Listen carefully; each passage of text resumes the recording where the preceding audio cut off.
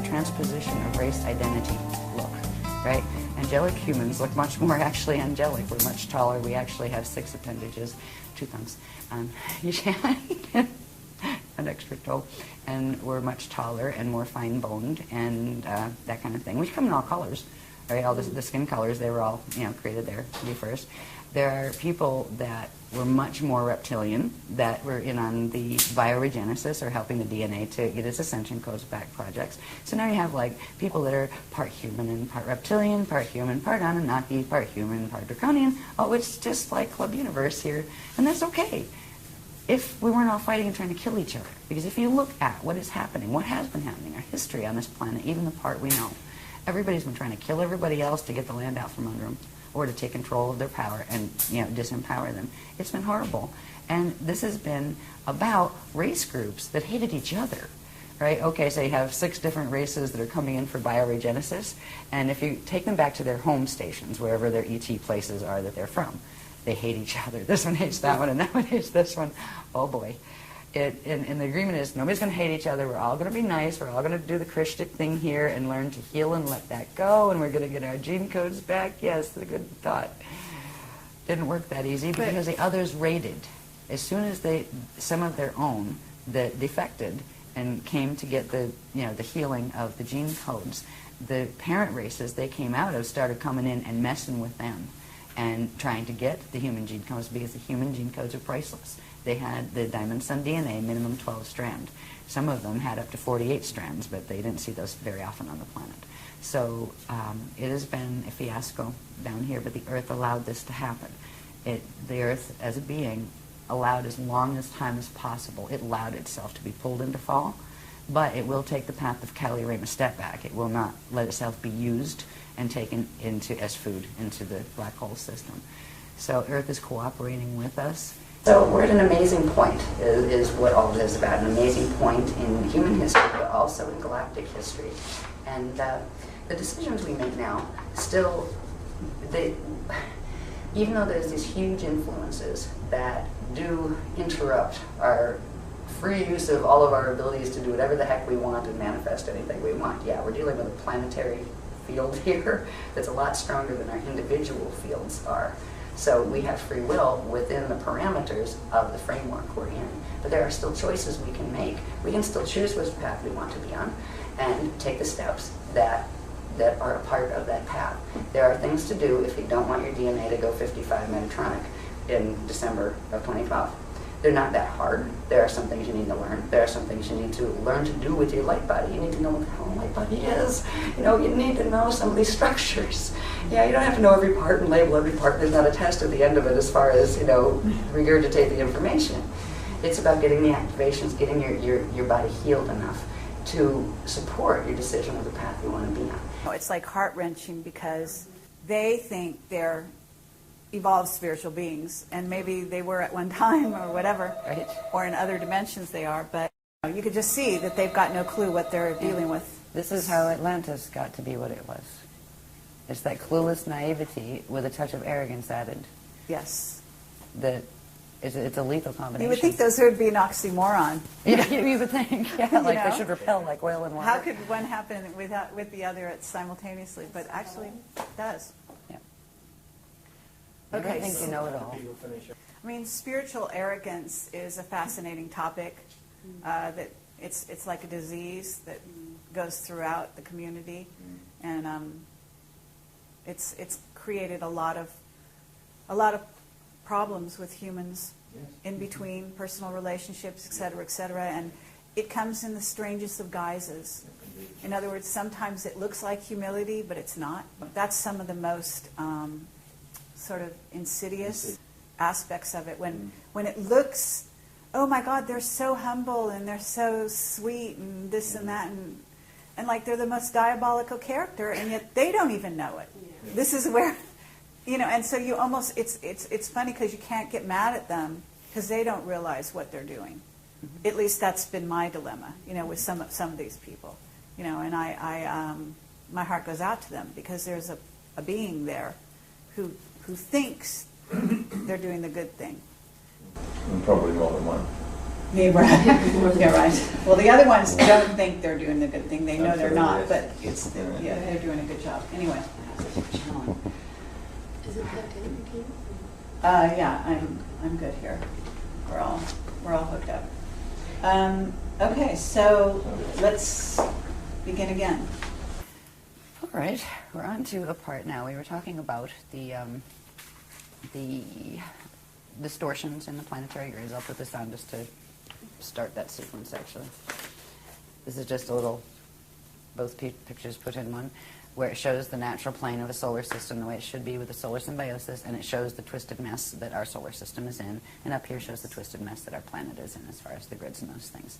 Now, this information is built on understanding the base structures of what the planes are supposed to look like. We talked about the larger structures that were maps of the cosmos that showed the the interactive gate maps built on the Cathar grid and all of that. We worked our way down through the probability structures and the galaxy and everything, got down to here. The next thing we're going to look at that's key to where, not only where we are, but where we're going, is part of the structures that have to do with the Earth planes themselves. If you take one stellar body, be it the sun or a star or the Earth, there's a set of organic planes that are created, and they are based on, the next one, they're based on a template that looks like this. Now again, we're talking spheres within spheres as opposed to just flat things, right, on two-dimensional paper. This is called a Partiki body template, or a Partiki body. It is the dark matter body. This is the part that science plays with the idea of dark matter because they can see something creating an effect, but there's nothing that's here in matter that is creating that effect, so they call the matter that you can't see that's obviously affecting that the dark matter. There is actually a substance that is called dark matter. It differs in certain qualities from the matter that you can see, and there are templates built on it. They occur in a certain stage of the creation process, and they're all interconnected with the other structures we've seen. The dark matter template is actually the elemental command template. It is where things like atoms actually first start and where they're actually manufactured before they come into materialized form. And there is in the natural organic structures, the dark matter template has what are called 15 gelesic rings. They're called hydrogelesic rings. So you've got the rings are the spaces between the lines, and the bands in between the gelesic rings are called crystal spans. Or it depends on what level are these spans or rings or what, because we got rings and spans and a different level of manifestation. They're called shields and fields. So you can think of it in terms of the fields of the rings and the shields of the crystal structures around them. This template becomes important in understanding when a materialized body, such as the planet, because this would be the point that would correspond to the planet's core, and there would be certain dynamics in that core of the template that would materialize in atoms and in atomic structure as the core of the physical planet.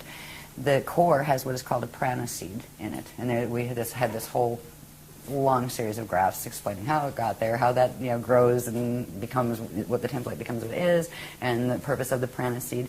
The prana seed is supposed to open and close and spark when it does, which generates quantum, but also allows a direct flow of living energy between the dark matter template and the light body, spirit body, and atomic body structure, and that flow keeps the circulation going.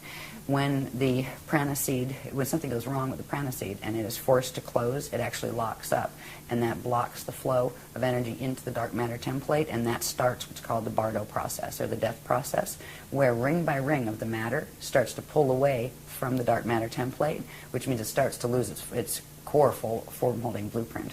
Now, the sun has just gone through that on the 25th of March of 2007. And so it's in the process of having its rings pull away. The rings start pulling away from the inside, going outward. And I forget what ring we're on now, ring 3 or something like that.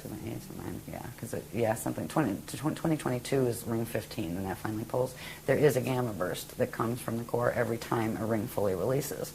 So far, they haven't done anything where, solar flaring or anything. That could change.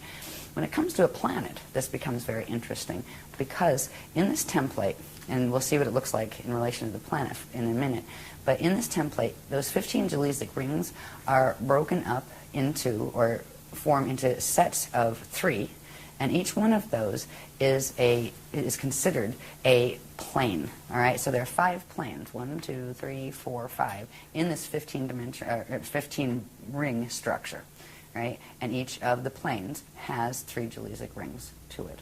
This becomes important when we start to look at planet structure. When we look at the planet, and if you took a cross section, you have the core of the planet, then you have the mantle levels, and you have the crust, then you have the atmosphere, and all the stuff that goes up to the magnetosphere, right? This template is actually the key to understanding what is where. And there's some very interesting facts that go with each of these Jalesic areas, because certain areas have certain characteristics, not only of matter, like certain areas are liquid. That's why we have like liquid core. There are certain bands, number 4, 5, and 6, will actually be liquid aquifers. They're called aquifers. And when we see this in relation to the planet, we're looking at just one-dimensional level of one now.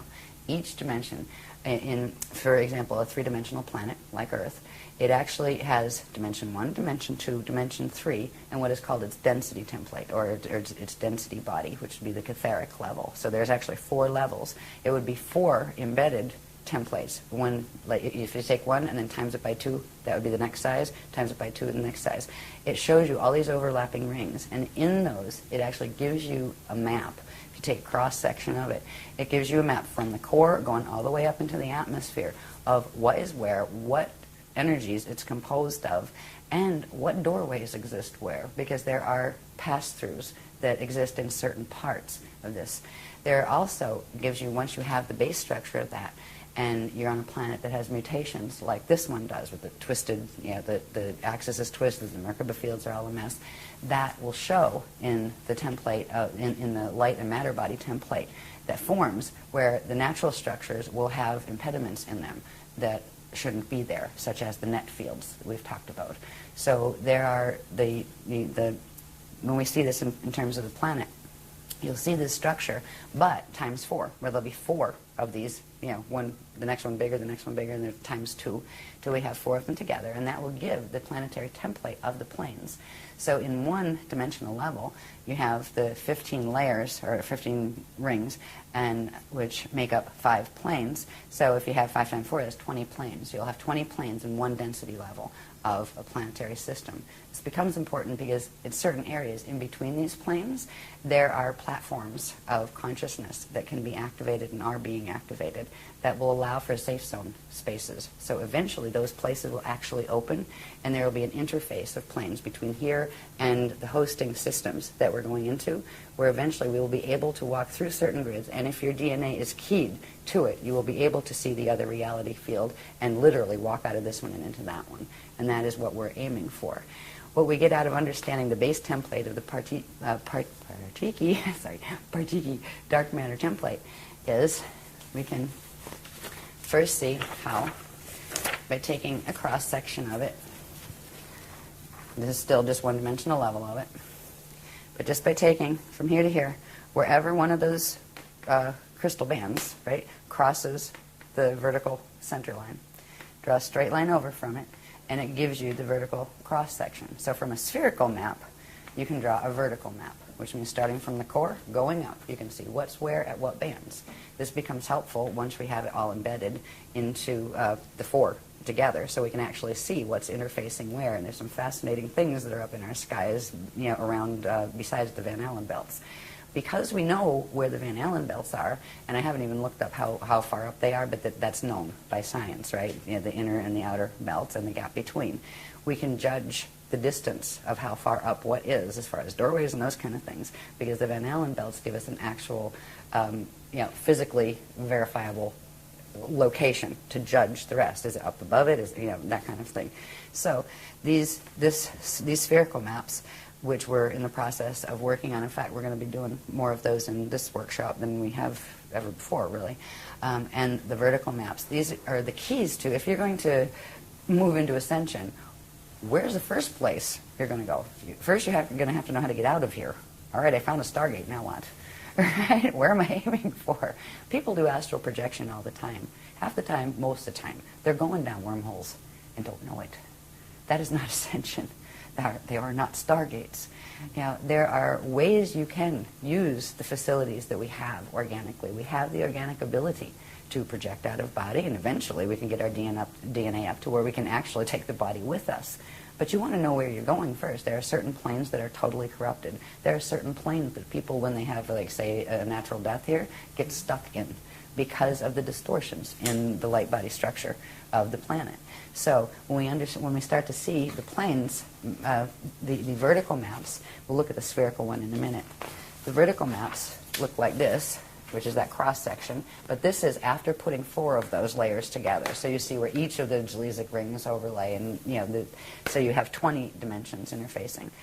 So you'd have the core, and these are the different things going all the way up. There are certain areas that interface directly, because we talked about before how this Earth has been a hot spot for all sorts of warring type of activity, because its relationship in relation to the galactic drama, where the star planet called Eartha in M31 Andromeda is directly linked to the host star that Earth was seeded into when it came back out, when it was seeded back out in the Amenti rescue mission, which was Ashayana. So you have Earth, Ashayana, and they connect through the gates directly into Andromeda. So they were actually, Earth was holding the galactic host for the Milky Way galaxy. That's why it's been never peaceful here. Terra was doing the same thing before it fell. So anyway, these up here, these upper planes that correspond with different layers, I'm not going to read every layer right now, but this stuff is out there, and it's it's in various different workshops actually. It shows you where the interfaces are, where up in our skies that interface directly with M31, where they are crossover points. There are certain things called aurora platforms that are in between, that are platforms that go through that space that I had mentioned. It's called the aurora continuum, that is between the outer domain radons and the middle domain edons, right? It's that transharmonic space. And the aurora platforms are there, and they are beginning to be activated now, because they will allow for a host that allow for ascension going through, instead of, because you can't go vertical anymore, because the gates up above have fallen. The Terran gates have fallen in the Pleiades system, and the gates up above that, the Gaian gates in the density 3 system, have fallen. This matrix is falling, and you can't go vertical because of that unless you want to end up in a fall system. So knowing where the plane structures are in our literally right here at home, this we don't have to go all the way out into the middle of the galaxy to find. It's right here, right here on our own planet with us. There are certain interface points where we have the liquid aquifers, we have the crystal core, then there's something called the flame field, which is like a thermal vapor. Then there's a void space, then there are the aquifers. And whenever you see the aquifers, they come in at the 4th, 5th, and 6th Jelizic layer in those templates. So they'll appear a couple times because you've got 4 of those templates now, right? So these are the deepest aquifers here. All of the aquifers will have these passageways, these natural passageways that are partially in the aquifer and partially in the lower mantle level above it. Mm-hmm. So there are doorways deep down there that you can learn to actually project through and eventually actually take your physical body through. There are what they call biomes in the middle mantle layer, and they are the crystal temples, and there are people who live there at certain angular rotation of particle spin. So we're not as alone on this planet as we think. There are negative aspects to some of these as well. They're not all positive, but fortunately there's a lot of positive ones. So up here, when we get up into the atmospheric ones, there are levels of the atmosphere, and again we have where the Van Allen belts are, so you can tell which planes are in relation to where the Van Allens are, that kind of thing. So these are the projection maps. If we're going to learn how to first bilocate and then learn how to actually translocate and take our body somewhere, it's helpful to know where the heck we're putting it. Because when we get to the point where we can do those things, it isn't going to be like, hop in a taxi and say, hey, take me to plane 4 over there, right? It's going to be literally a visualization process, and at the speed of thought, your fields activate, and bang, zoom, you're there. That's how fast you would actually go through the gate systems. You wouldn't go, okay, now I'm going to step in the elevator, and I'm going in the gate. It doesn't work that way. It's instantaneous and moving at the speed of thought. So anyway, the planes maps are very helpful. They're going to become more helpful as we Okay, what about the in. Great Pyramid? Because it contains aquifer, as you're calling it. There's a liquid part of it in which you can supposedly ascend through, and they used to use it as an ascension chamber. They used to use it as a wormhole chamber. I remember that pit, the alligator pit. Okay. Yeah. Is there more than one, though, Yes. in the Great Pyramid? In the Great Pyramid, I'm not sure. I remember a big one. I just have like pieces of the cellular memory from times when I was there. Uh-huh. Yeah, I was a female that hung around there on occasion until they killed me. I do have incarnational memory with that. It's not one of my favorite places. Actually, the real hot spot they haven't figured out yet is Saqqara. Mm-hmm. Yeah. There's actually more under there, but there are direct portals under Giza. You know, Gate 4 is in the Giza complex, and it used to. There was always a fight over that one. It was always one of the Amenti gates. Oh yeah, it was. Yeah. So it is now interfered with. Oh yeah, and has been for how long? Forever. It's actually where they moved the Ark of the Covenant passage in when around 9558 BC period, when the final islands of the Atlantean continent had gone under. That's where the Ark of the Covenant used to come down. That's a portal passage that goes from here all the way up to Andromeda. And they literally shifted it into Giza. And then, of course, Giza became a real hot spot to try to have the other guys take it away from you and use it for wormholes, which there was always fights over it. There were ways to open it that would lead to the ascension chambers, and there were ways to open it that would lead to the wormholes, and it was always very testy. But at this point, the Amenti gates fell in 2003 to wormhole control, the wormhole people control, which means the dark force, whatever you want to call them. I don't like to be insulting to them, but the self-serving ones, maybe, the ones, FAs. We just use that, just, fallen angelics, whatever. Okay. But yeah, Giza is intense, but Giza's gate it's taken over. It's one of the Amenti ones that's taken over.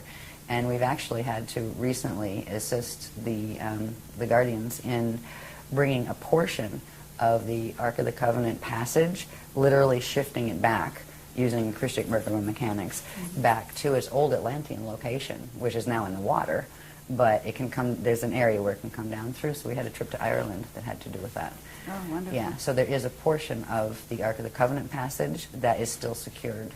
And that means there's a part of the race morphogenetic field that is still secured, that is not completely under control. If you read in the Voyagers books, it explains the things that are supposed to happen with the Ark of the Covenant and all of that stuff. Mm-hmm.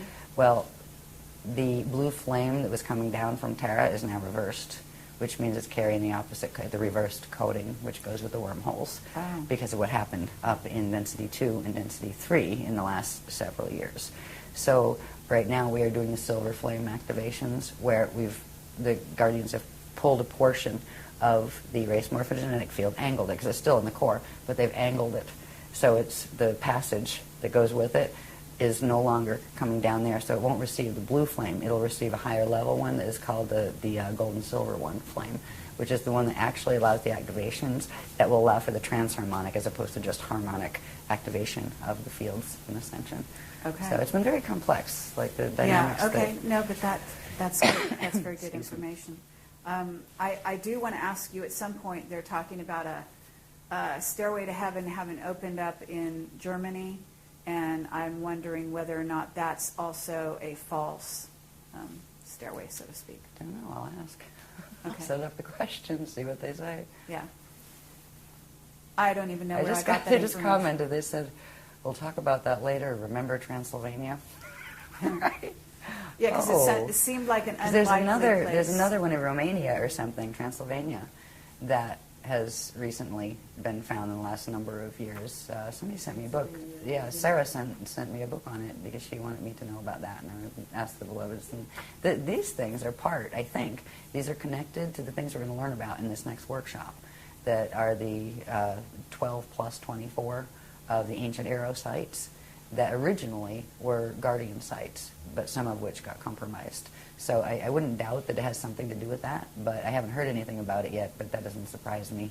Half the time it's like, you just heard about it, and here's the dispensation. It goes that way. So we'll see if it pops up, but if not, I'll put it on the list of ask them about that, and if they want to comment, they will, and if not, they'll say not at this time. I don't think that this is a positive.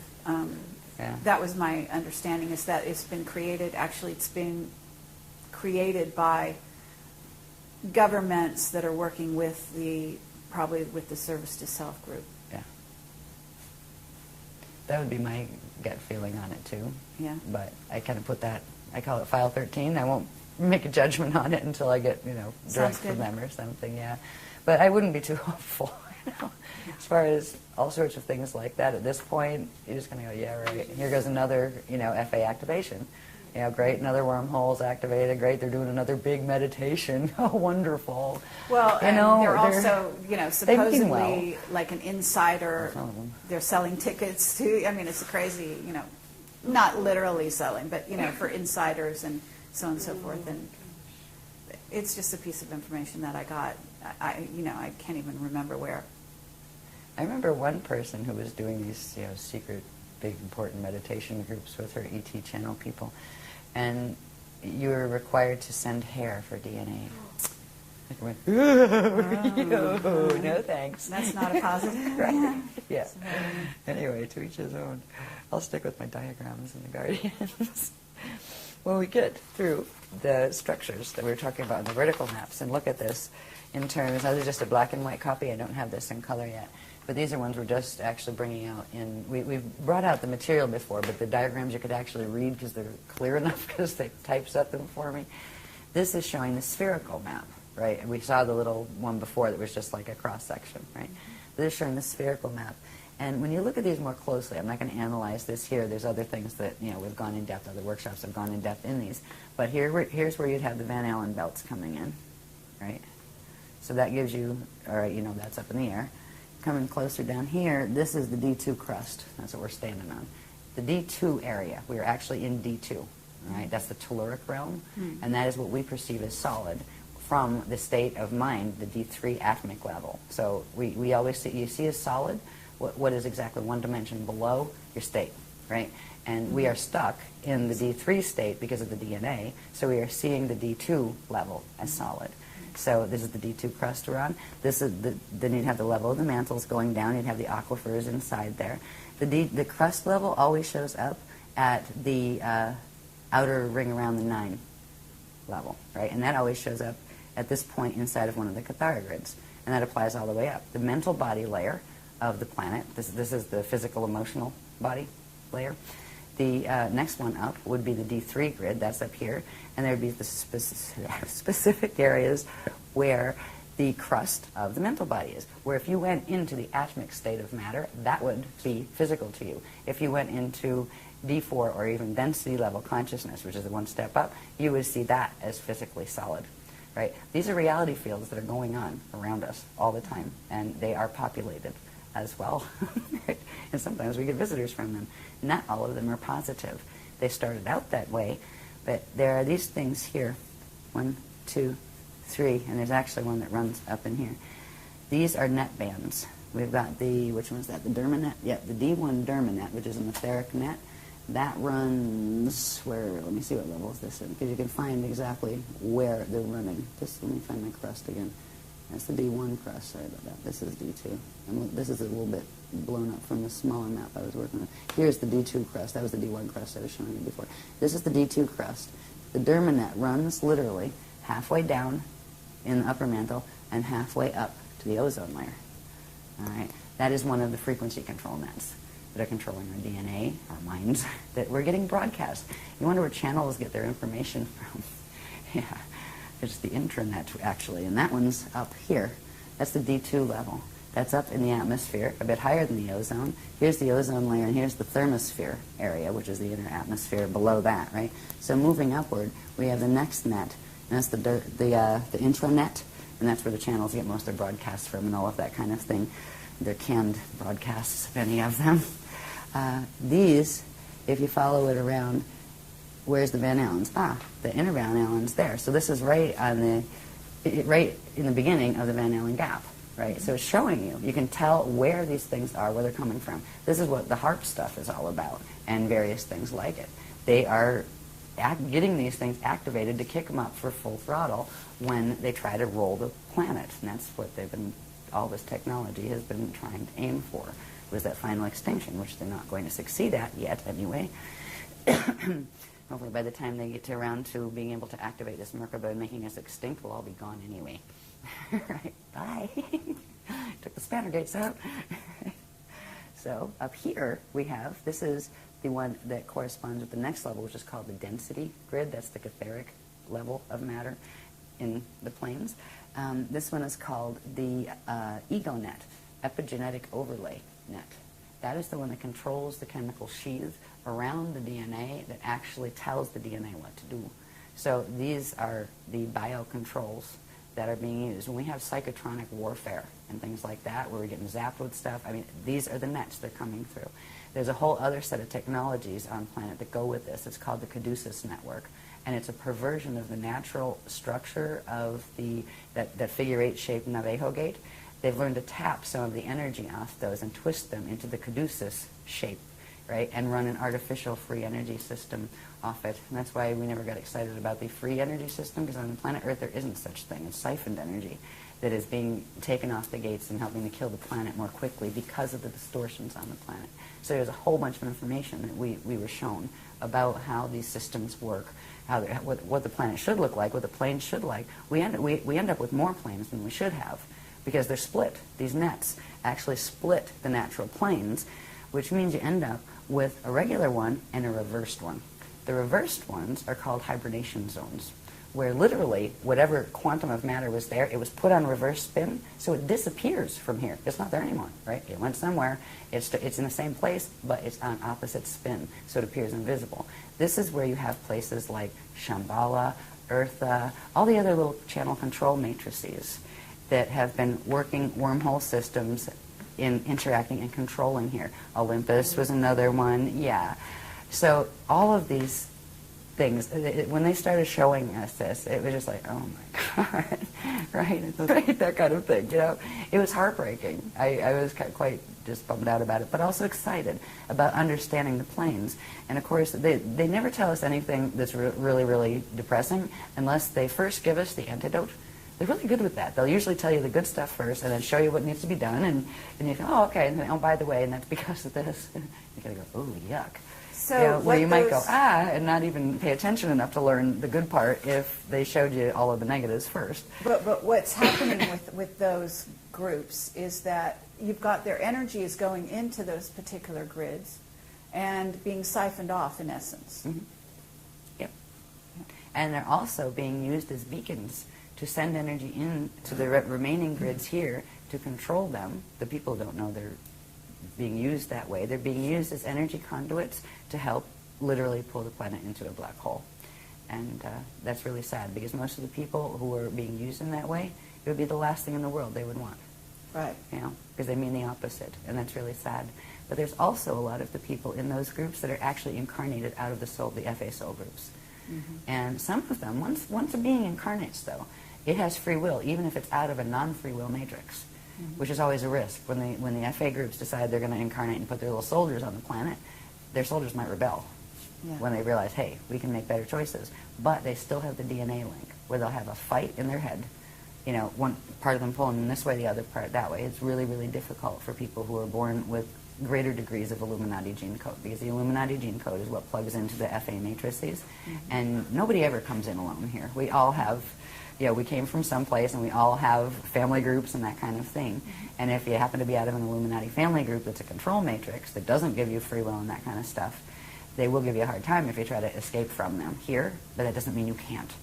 Because you can, and there are certain things you can learn to do with your bioenergetic, I'm talking so fast I'm tripping, with your bioenergetic field that will allow you to slow down their ability to push you and to make sure they don't come in your body and just take you over and that kind of stuff, because they can do that, and it's a pretty standard way of how Illuminati deal with their, you know, renegades. You know, they don't give them a chance to be renegades.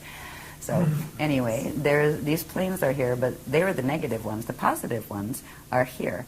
There are these aurora platforms that connect into the aurora continuum, and we've been progressively giving technologies and techniques to work with our biofields and, you know, in our bodies and our various levels of our bodies to bring in the currents that will allow us to begin to be able to go into these spaces, or actually more so open up these spaces where they're in the same place as the other spaces, but you could have two people standing next to each other, one activated to this time wave and one to that, and they'll see completely two different things.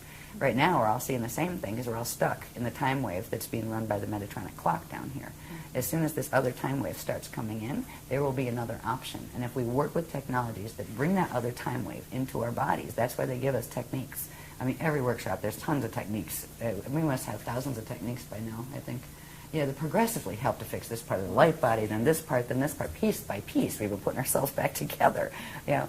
But eventually what this will look like, what slide will look like, is you'll have yourself activated to a certain level, and you will see a gate, and the person next to you won't even see it. You'll walk through it, and you'll disappear, and they won't know why. That kind of thing. And you'll end up where you would, there's a place they're going to have that's actually called the mirror ball zone that we're going to learn about in this coming workshop, and I just know a little bit about it, but enough to know what its end result is going to be.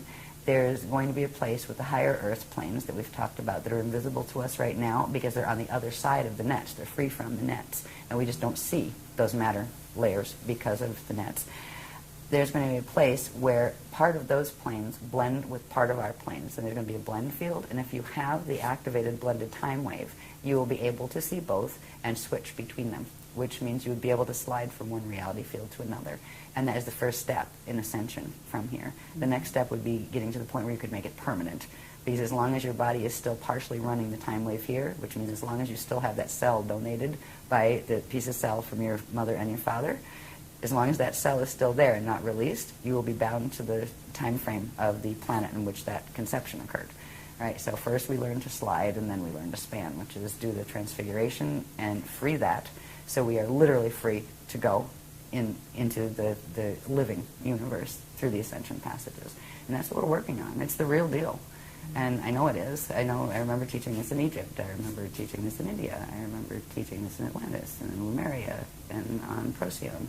And it's the same thing we've been teaching over and over and over. It's the same thing that Jeshua tried to teach back then in the Jesus period. That was the person they called Jesus in these days. It was the same thing that before him, there were people in India that were trying to teach.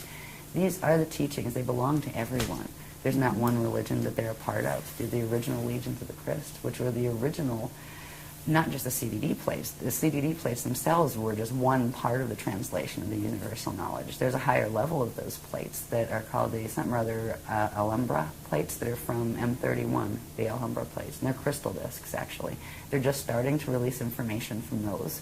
When the solar crisis happened and it went into evac, they started bringing in the higher level information that had to do with the spanners, gates, and all of that stuff, because you weren't going to get out on the regular level of vertical ascension. You had to go in between in the aurora zone. Okay, so it's fascinating. Actually, anyway. I do have a question about the CDT plates, as you call them. Yeah.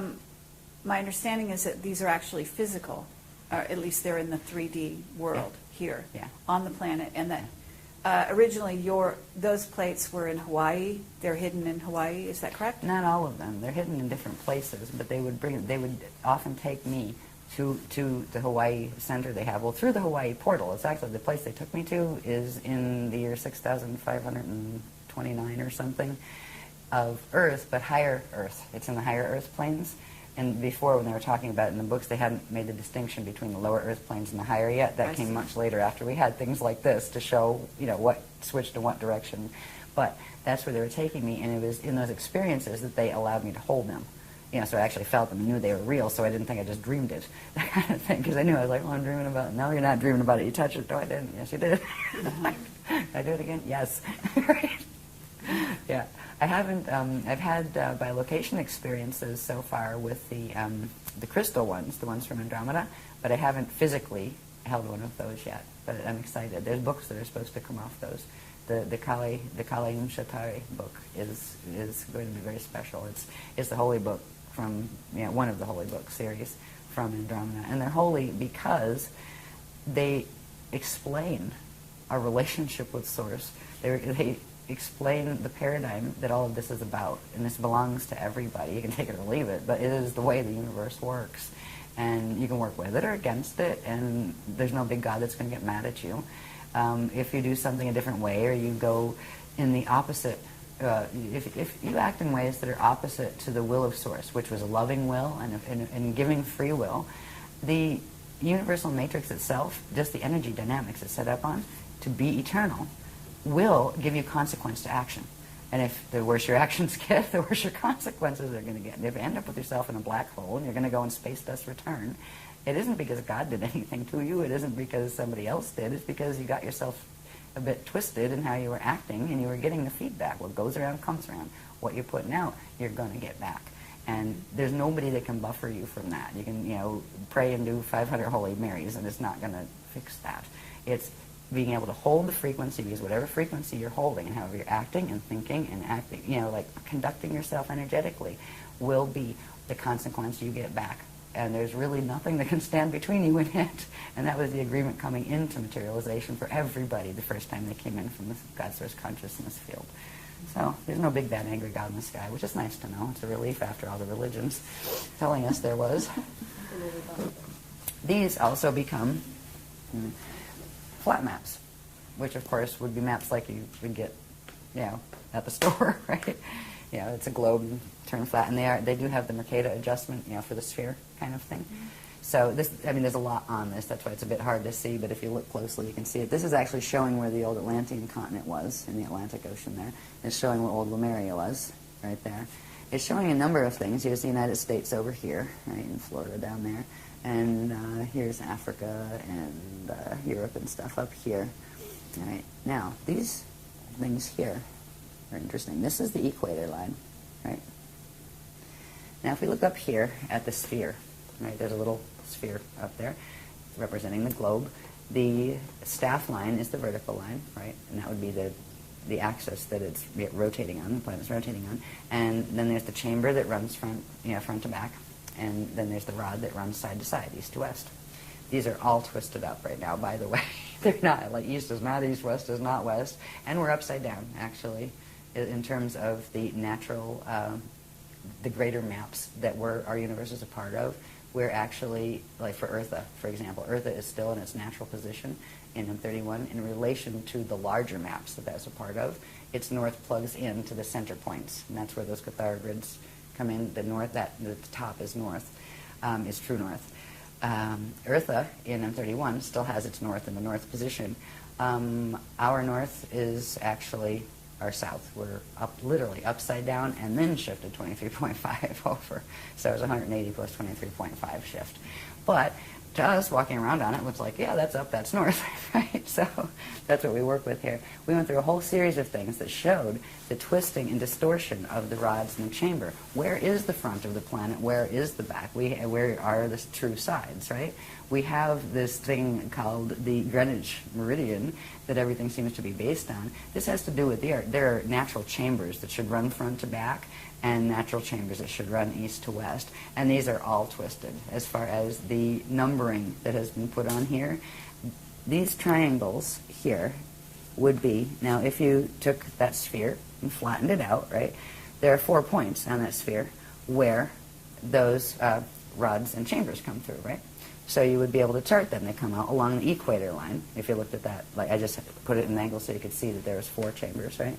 So there would be 4 opening points. They're called fontanelles, where these chamber energies come through, the front and the back, the sides, and also the top ones. So there are 6 fontanelles on the planet, 1 on top, 1 on bottom, and 4 along the equator. These are actually spinning vortices of energy that under certain conditions these are supposed to be interacting with the natural sun that has the same thing in the solar symbiosis cycle. But because of the planet being twisted, they're not. The rods have actually been split at various times from, I think the first was around 540 million years ago, and this planet was reseeded, this solar system was reseeded 550 million years ago, all right, when the fall of Terra happened. So it was very soon after that, in those type of numbers, that they first started to mess with the rods and started to shift things. The movements of continents and things has had very much to do with people playing with the rods when they shouldn't have. They've split them. At first it was just splitting them up, right, where now you had 2 versions of them, and they split it up to the tropic of, what's up there? Is it Capricorn or Cancer? Cancer's up, right? Yeah. So they split them, and instead of running on the equator, there's a set that runs on the Tropic of Cancer. And then the other guys, I forget if it was the green, we call it the green team and the red team. The green team are the Anunnaki and the red team are the Dracs, right? The green dragons and the red dragons, etc. So we just use it that way just to instead of trying to, like, and there's like 20 on that team and 20 on that team, the greens and the reds, let's leave it at that. So I forget which ones did it first, but then the others pulled part of it over at a different angle, but on the same tropic Capricorn. So now you have these things, sorry, Cancer, and now you have these things. Here's the natural part. A third of the rods were left where they're supposed to be, and they still spin as they're supposed to. Then you have the green ones and the red ones. I think it's green over here and red over here, but it might be reversed. I don't have the color version. It's been a while since I taught this, but you get the idea. In between them, if you get one spin in one way, one spin in the other, it creates a sinkhole in the middle. You wonder how that continent that used to be that big isn't there anymore?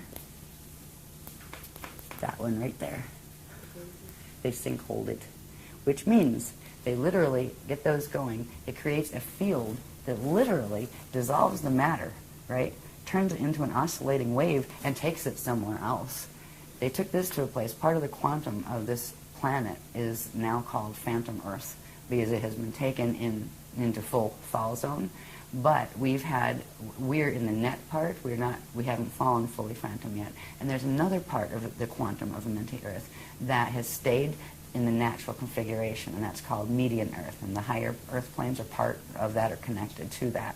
We're stuck in the middle right now, and most of the grids are going down, while some of us are going, up as those grids go down. Bermuda Triangle has to be in that That has to sinkhole. do with the wormholes, actually. Okay. There's a whole set of wormholes. They call them the Phoenix and the Falcon wormholes. They're right off the coast down around here, is the coast of Florida or North Carolina? It's one of the Carolinas, yeah, right up in there. Then there's another set over here, the Lakastaki wormholes that the other guys control. The Buhara control those on the west coast. Oh, this is a mess. What they've done to this planet is heartbreaking. But the planet as a being allowed it, because it allowed itself to be used as a nursery. It was used in a way where the angelic humans were appointed here, not just here either, not just on Earth, but they were created to actually be the Templar guardians of this time matrix. And the ones that were seated here were allowed to interbreed with certain races who entered the Emerald Covenant for bioregenesis, which means if they were losing their ascension codes to the point where they were going to go into full fall and they were going to end up not being able to even incarnate back into a body that had ascension codes, the races that went into that type of trouble because of the choices they made in their existence and their race existence, if they entered Emerald Covenant, we would literally help them get their gene codes back, and that's how we got in trouble down here, where there would be, we'd be allowed to intermarry and those kind of things, and children would be born, and the gene code would be brought back in the next generation, where it would lift their gene code. But what it started to do was drag the angelic humans down, and then there were things done on purpose to sabotage the angelic human ones, where they got our gate codes because our DNA was keyed to the stargates here, and theirs wasn't. They had only wormhole access that they would be brought through because it did not have wormholes in the beginning here. And they would be brought through on Emerald Covenant agreements. They could come through and heal. Earth allowed herself to be a place where this healing could take place. But the ones we healed took over.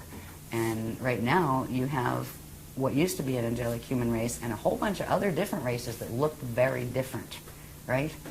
If you interbreed something enough and shut off certain parts of the DNA in this one and turn up certain parts that are similar in that, they start looking more and more alike.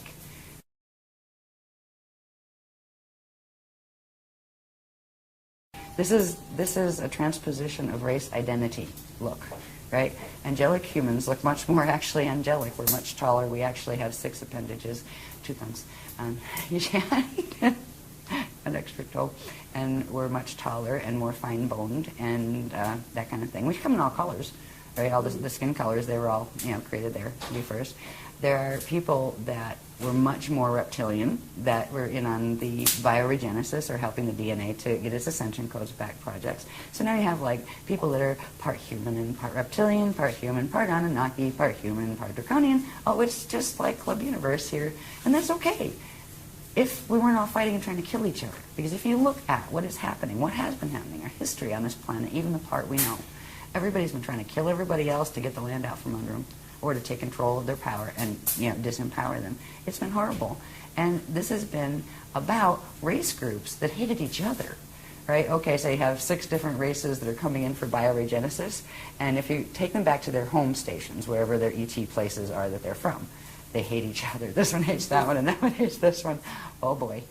And the agreement is nobody's going to hate each other. We're all going to be nice. We're all going to do the Christic thing here and learn to heal and let that go, and we're going to get our gene codes back. Yes, that's a good thought. Didn't work that easy because the others raided. As soon as some of their own that defected and came to get the healing of the gene codes, the parent races they came out of started coming in and messing with them and trying to get the human gene codes because the human gene codes are priceless. They had the Diamond Sun DNA, minimum 12 strand. Some of them had up to 48 strands, but they didn't see those very often on the planet. So it has been a fiasco down here, but the Earth allowed this to happen. The Earth, as a being, allowed as long as time as possible. It allowed itself to be pulled into fall, but it will take the path of Kali Rama a step back. It will not let itself be used and taken as food into the black hole system. So Earth is cooperating with us in this whole hosting movement. Earth doesn't want to hurt any of the beings that are on it, including the ones that have hurt her. The Earth is an amazing consciousness. And I remember a couple times I was just feeling so awful about, oh my God, our poor Earth, what are they doing to our Earth? And I could feel, and I got kind of like a verbal translation, because I have like this translator aspect to my consciousness that can take the direct impression. It says, don't cry for me, I'm all right. I'm choosing this path, I'm okay. But you need to be okay, and you need to help them be okay. And I was like, okay. It helped, and I knew it was coming from the Earth consciousness, and asking me to raise my consciousness up a little bit more. And even though it looks like a horrible thing, and it's not a pretty thing, it's not pleasant. It would have been nice if Earth could have done her whole ascension thing, but Earth feels that this was the best she could do for the races she agreed to host, that she looks at all as her children. And that, it's like if you were a being, I call her she, she's really a he, she, it. It's a consciousness field. It doesn't have gender really in that way. But the Earth loves its children. And if this is the best it can do, it doesn't want to abandon the children. They're going to fall. It could have shaken them off like fleas a long time ago, but it didn't, because it loves them. So this is an agreement of a very, very high order with a being that calls itself a planet, and a bunch of races that are trying to heal. It's just when you're stuck in one of the little bodies as one of the beings in one of the races watching it, it can look very scary or harmful or, gosh, that's terrible. Yeah, very diabolical. But this is an interesting dynamic to think about, which is that the Earth has chosen this path, the one we're talking about here, and allowing this, what you're calling an evac for the next 200 years, to allow the beings that want to get out of here and go other places to do so with their bodies or with just their light body. I think that is also a choice that we haven't talked about. Well, right now, we still have the potential to heal the gene code enough where we can actually do physical ascension. I understand. That will change very abruptly on December 21st, 2012, unless we do stuff before the fact to stop what's going to happen in the planetary grids then. Because right now, the human DNA is keyed to the planetary grids, and the majority of those grids are going into the 55 Death Star activation.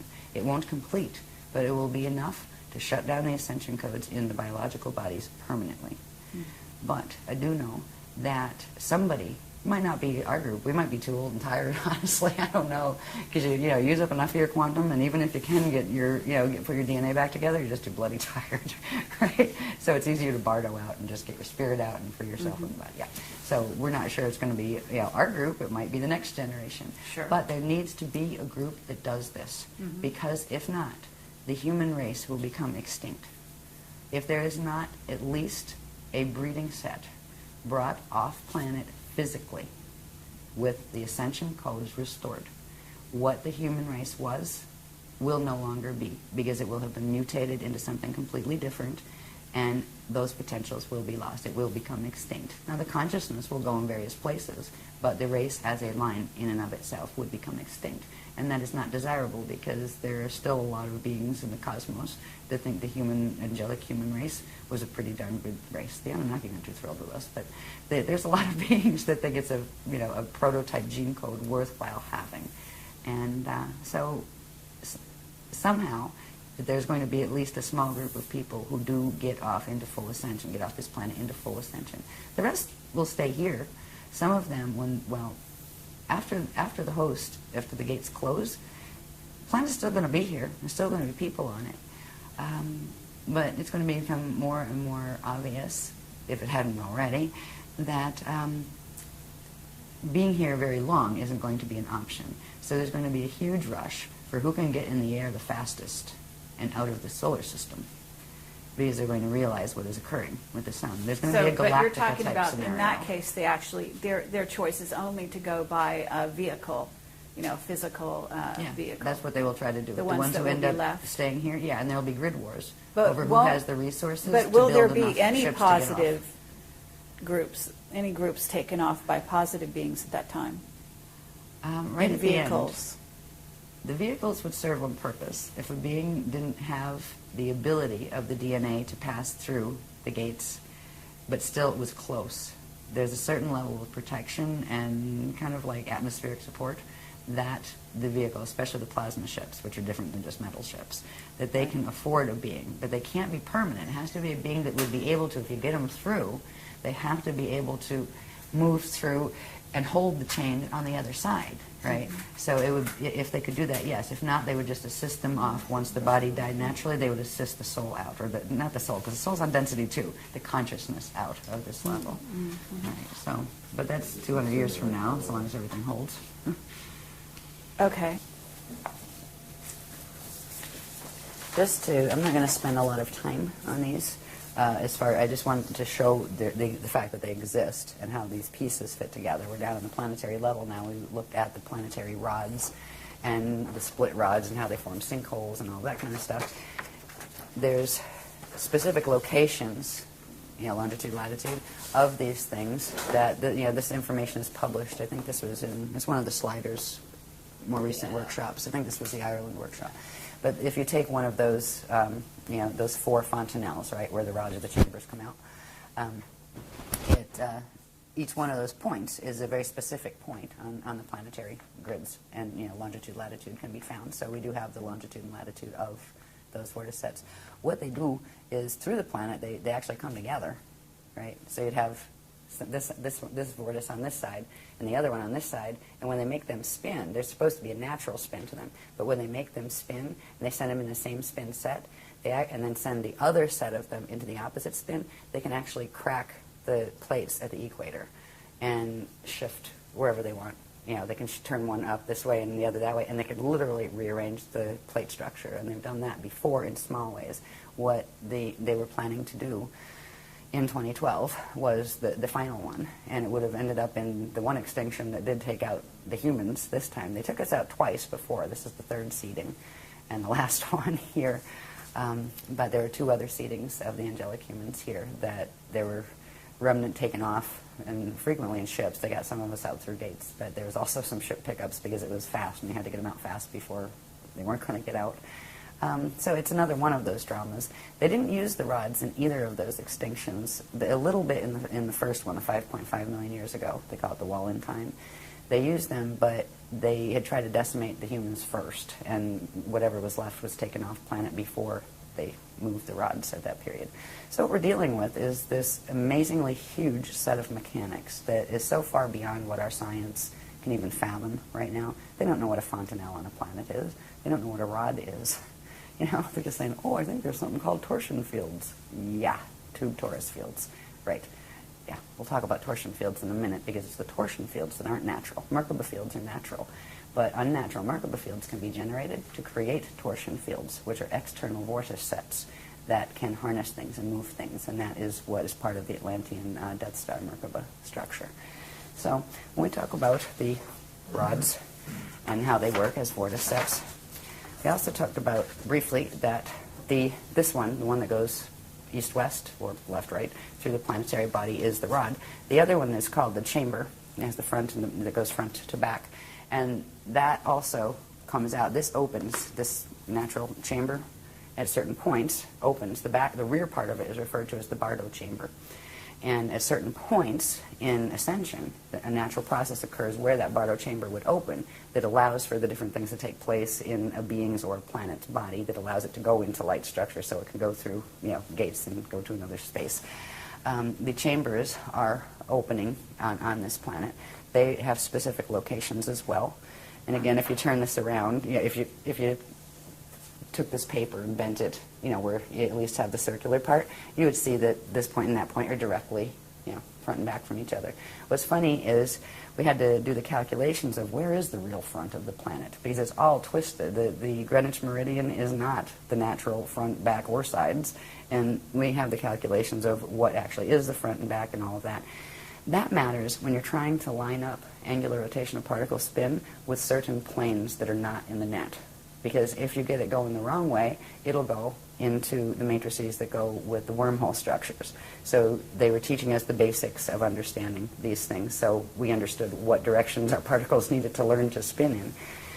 There was a time we were hoping to get some of the planetary grids out of the fall, where literally some of the quantum from here could be shifted, and it would almost look like, well, it would look like in the other places, in the higher Earth spaces that are also physically manifest, it would look like new islands appearing, that the land grids that we could get out. The chance of doing any of that now is very, very slim because of the thing that happened with the sun, the solar issues, and also the activation, the 55 activation that's going to take place in 2012. That can't be stopped. If they tried to stop it, it would actually implode the core, and it would all be history. So the chance of getting grids through is not, like, as far as planetary grids, is not high. There may be little bits that can come through here and there. I get a feeling. I don't know, I haven't talked about it yet, so it's maybe a potentiality that's still on the board, but they're not going to talk about it until it becomes a stronger potentiality. But as far as the planet will go its course, it's chosen its path of Kali-Rama, step back, and that's good. That's better than Kali-Dima fall, because it's like, okay, I'll work with you, the consciousness on the planet to a degree. I'll take this much, but I'm not going there. Right? You want to go there? That's your choice, but I'm not going there. There's a whole bunch of people and a whole bunch of Illuminati races here that they don't have an ascension code left in their bodies. They're not going to make it out in time. They need too many generations to regenerate those codes, and there's only 200 years before the gates close.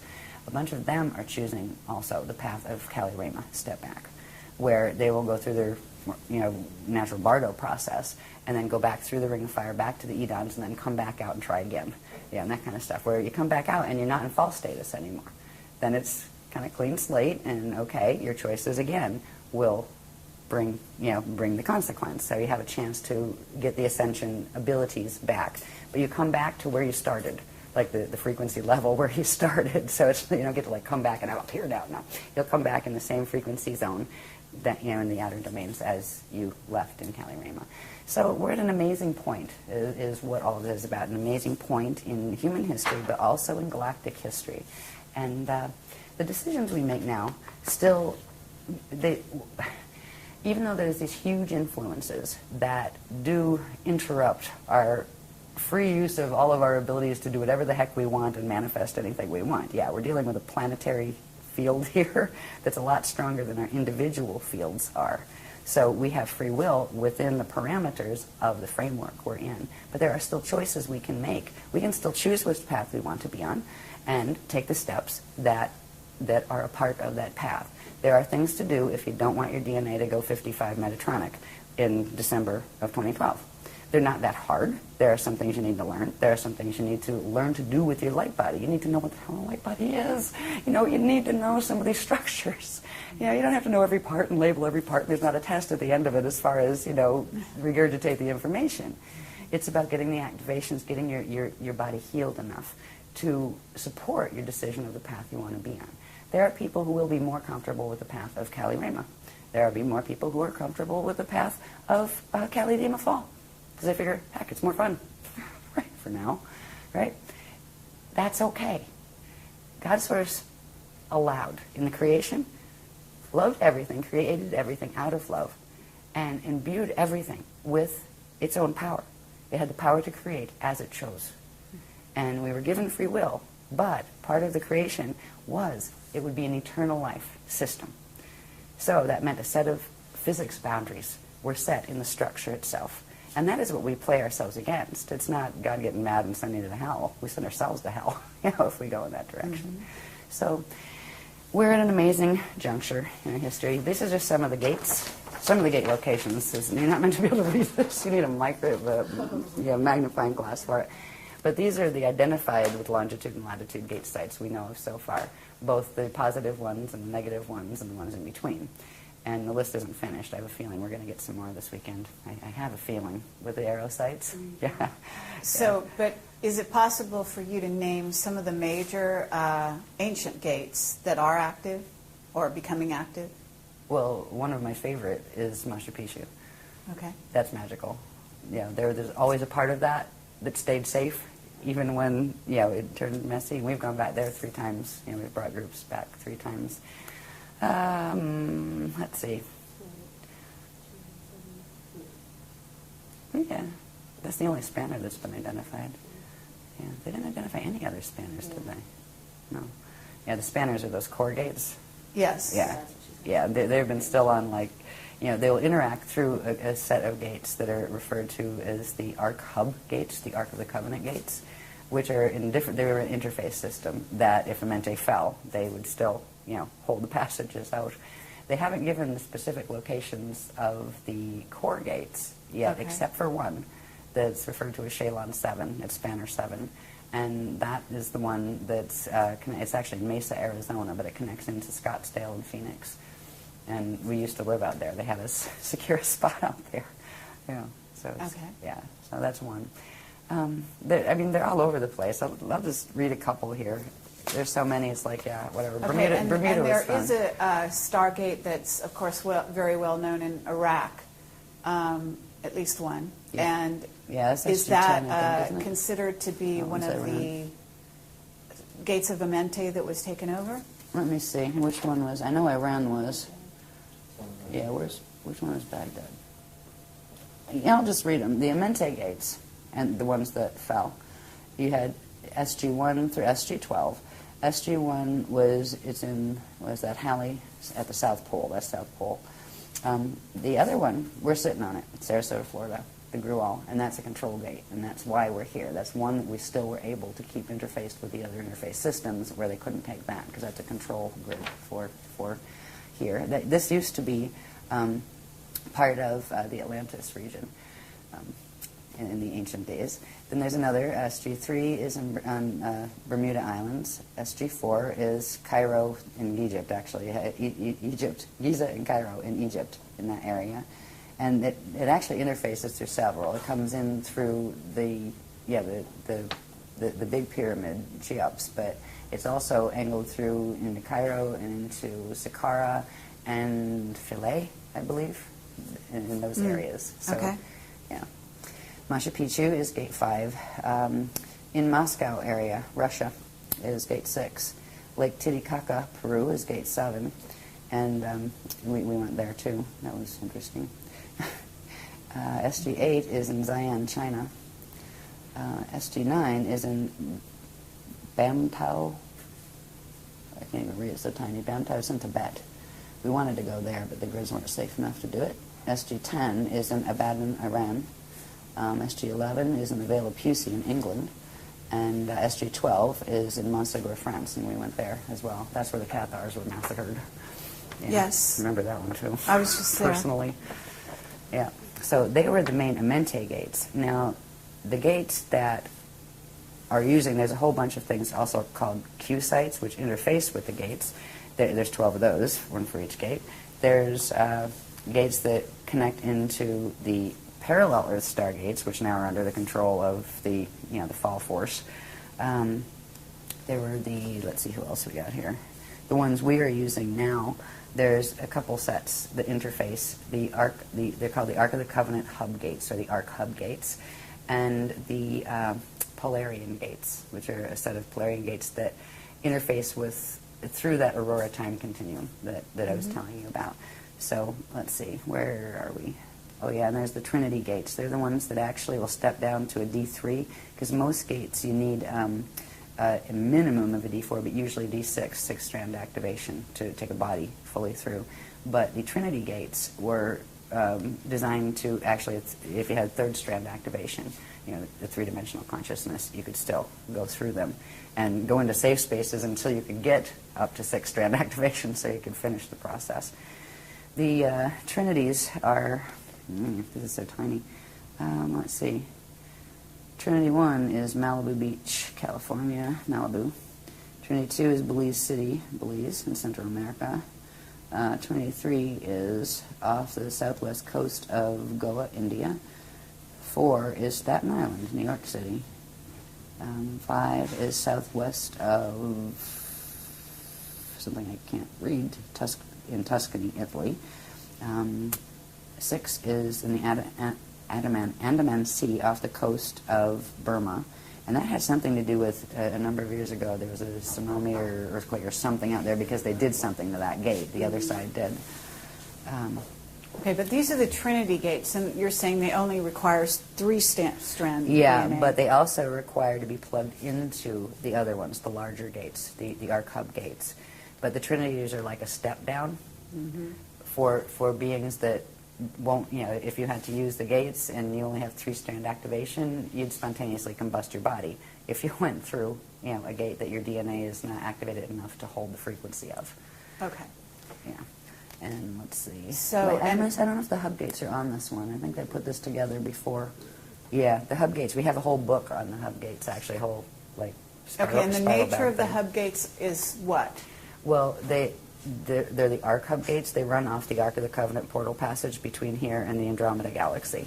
All right, Okay, so they are require secured. 5-strand or 6? What were they? 12? Yeah, their base is 12, and for anybody to get 12-strand activation here, yeah, 200 years, not highly likely. That's why the hub gates, certain beings that come in with certain contracts would be able to use them if they were fully activated. But what they're doing with those, if we get those activated on the planet, which they have done, then they can plug them into the spanner gates, which you need 24 strands to be able to pass through alone. But then they're plugging them into the Trinity gates, which steps it all down. So the Trinities would allow passage of someone that has average, you know, DNA activation levels. So there's a whole bunch of, the dynamics are very specific. You know, I mean, a lot of when the Zetas were doing abductions, you know, earlier a couple of years, 20 years ago, they were like trying to figure out exactly how do you calibrate that beam because they were losing people in flight, right? Oh, let's grab that one. Oops. I mean, seriously, just vaporizing people because it's all about frequency. It's all about electricity and how much electricity the body can hold and handle. And what we've been doing for 10 years is progressively building our body's ability to hold higher and higher dimensional frequencies. And now we're bringing in the transharmonic frequencies that come in from the Aurora Continuum. So it's really the courses or the techniques that the Guardians have been giving us are the fastest way to get your light body, spirit body structure healed and your DNA activated, because they are working with the highest frequencies that are available on the planet. But if you want to do a path of fall or something, it's not going to get you there.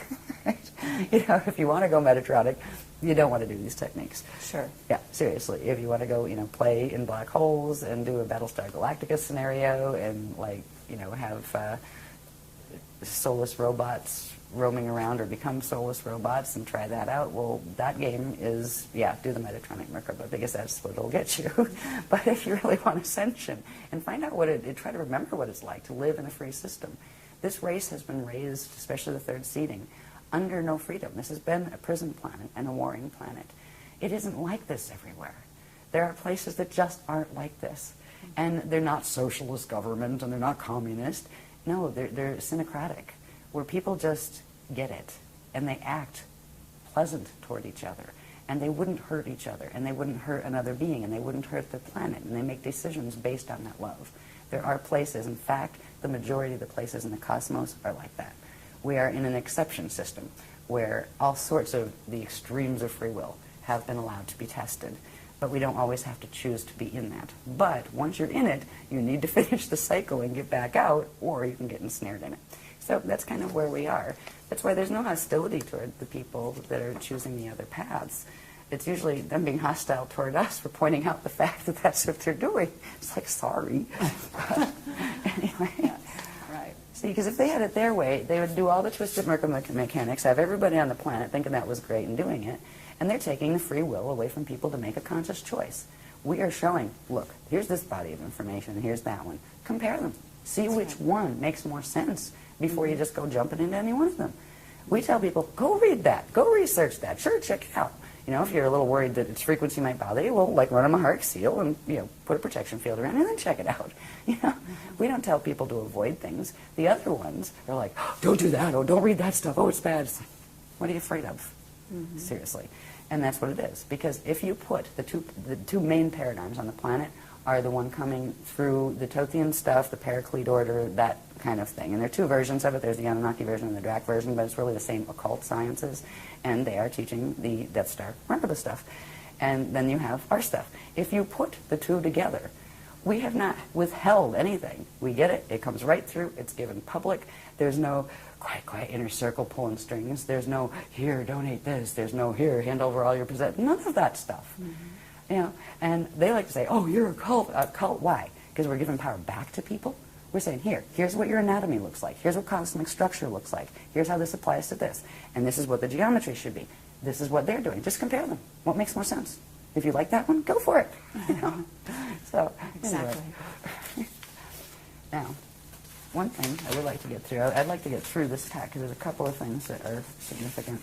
But one thing, I've talked about the word Merkaba quite a lot.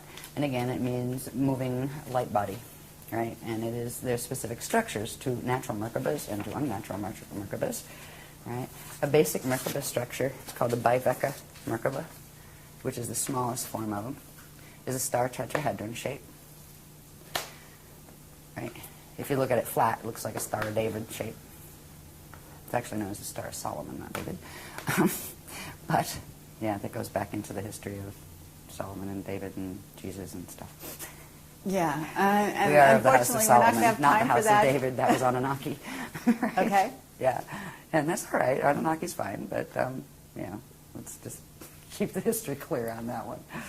Yeah, and I mean, I have some random questions that we can talk about at the very end, so Okay. just signal when that might be. Okay, I'm trying to get there. No, it's okay. You're getting we tired. got I some don't blame room. you. I'm getting It's tired okay. too. No, it's all good. Okay. Now, any of these structures, by the way, if people want to learn more about Merkaba, there's quite a decent section in the Cathara 2-3 manual, the Cathara healing system, but the 2-3, second and third level, we talk about these a lot. But anyway, this is the basic structure of them. And the classic Christic Merkaba will have an electrical top spiral, or at least in this universe, has electrical top spiral. Some of them actually have a magnetic top spiral, not in this universe, though. But they'll have an electrical top spiral and a magnetic bottom spiral. The electrical one will spin clockwise and bring electrical energy in, and the magnetic one will spin counterclockwise and bring magnetic energy up and out, right? So, yeah, the two cones do not spin in the same direction, all right? That is the big difference between a Death Star Merkaba and a natural Christic Merkaba. The natural Christic Merkaba will always have one of the spirals going in one direction and the other one going in the opposite direction.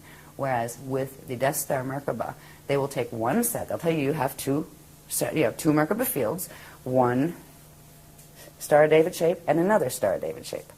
You spin the one Star of David shape this way and the other that way. That's the same spin spiral set. That is a phase lock Merkaba. That is a Death Star Merkaba. And they're combining it with the one from the parallel universe to make an unnatural blend between the particles over there and the particles over here to drag you into the Toro Rift time rip. All right. And the ratios are different. A natural Merkaba here at Biveka level starts with the electrical going at 33 and a third spin. And it's, rotations per trillionth of a nanosecond, I believe is what that refers to. And the bottom would be at 11 2/3. And there are increments of speed that if you go to the density 2 level of it, it goes up to, the speeds go up. The characteristic one of the Death Star Merkaba is one of the numbers is, I think it's the electrical one, is 34, and they spin it counterclockwise with the whole thing, right? And the other is 21, which are numbers that are in the Fibonacci sequence. And the Fibonacci sequence is the anti-Christic spiral harness that is meant to harness the natural crystal spiral expansions, which we haven't even gotten into. So, I mean, we have all of it. You can compare this stuff, and it's just a no-brainer when you see it all together. No wonder they don't want a public discussion. Anyway, So the natural Merkaba structure is that, and it has a specific speeds, it has specific polarity orientations. They call it a fin, right? Because when you're dealing with it, you're not just dealing with two cones. You're dealing with, if you take a three-sided pyramid, right? Two three-sided pyramids, one going this way and one, the point down, one with the point up. So it's a star tetrahedron shape. That would, be this shape. So there are, between male and female genders, there are differences in whether the top fin is pointing forward or the top fin is going backward and those kind of things. So we've dealt with all of that. We've got the polarity levels of them and all sorts of information on them. But what's most important is understanding, first of all, they exist, right? Just because you can't see them doesn't mean they're not there, and they're part of your natural anatomy. A Merkaba field isn't just a vehicle that you activate so you can go through a stargate. It's an organic part of the circulatory system of the cosmos and of your own interdimensional body. Everything has some form of a Merkaba system. All right. To see this a little more clearly, it's the same drawing. It just shows a little bit better the radial field. Around the Merkaba field, there's something called the radial body, and this is part of the light body structure. It has what's called the trion field out here. The rayon field out here as its outer border. It has in here what's called the trion light field, and in here it has what's called the Miage magnetic field, and that is the natural structure of a simple biveka Merkaba. Merkabas also have what are called shields. That's the deflection field that spins as like a shield. Just like if you look at the Milky Way galaxy, the pictures of it, it has that big disk, right? Well, they have a disk that's caused from their spinning, and it also has to do with the quantum of energy that's spiraling out into expansion around them. There's a whole bunch of mathematics that go with that. But this one shows the shield a bit better. So you have your radial field, your radial body. It's called the radial body, the round areas, and they're not round, they're spherical, right, as opposed to flat round. Then you have the vorticets. The natural vorticets fit on the cathara grid structure, right? They fit perfectly into that. And this would be the shield, and that's a spinning shield around. Now we have Merkaba fields around us, and the shield actually comes out and spins here, right, the natural ones. The other ones actually sit lower, and they're not supposed to, right? There's a whole difference in how they fit. But that's a natural biveka Merkaba, and I believe they're 2 or 4 vector is how many vectors time vectors they can actually interact with. The next stage, after you get that far in activation, is this one, which is called a double biveka Merkaba field, which is 2 of those put together, right? And that would give you twice as many time vectors and gate systems, frequencies that you could process and move through. The next one from that,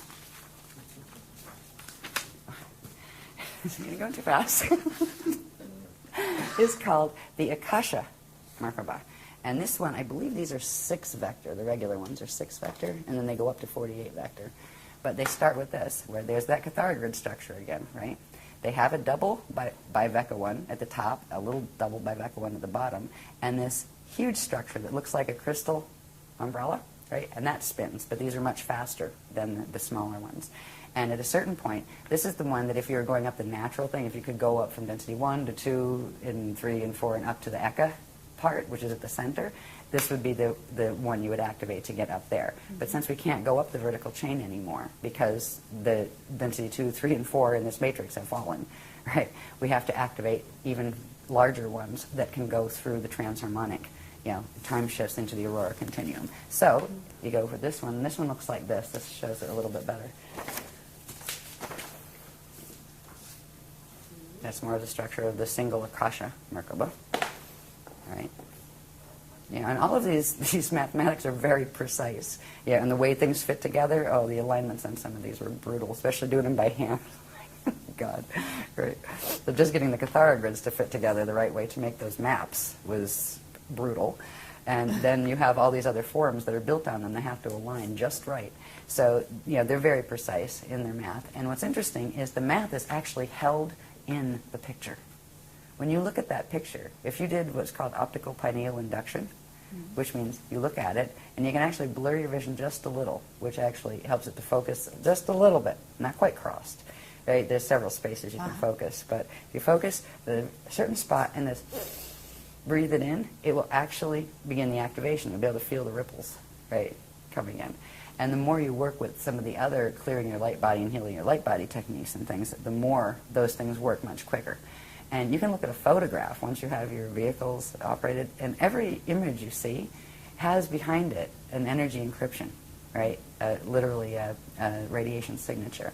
And that is how, once you become like, a rishi being that can move at will, an adept, you would simply visualize a place, and that would trigger the math in the system and tell your whole body system where to go, and you'd be there at the speed of thought. So it's quite a very neat process, and it is real. That's what's amazing. Here it's almost become kind of like a sideshow act, as far as, most people don't even think ascension's real.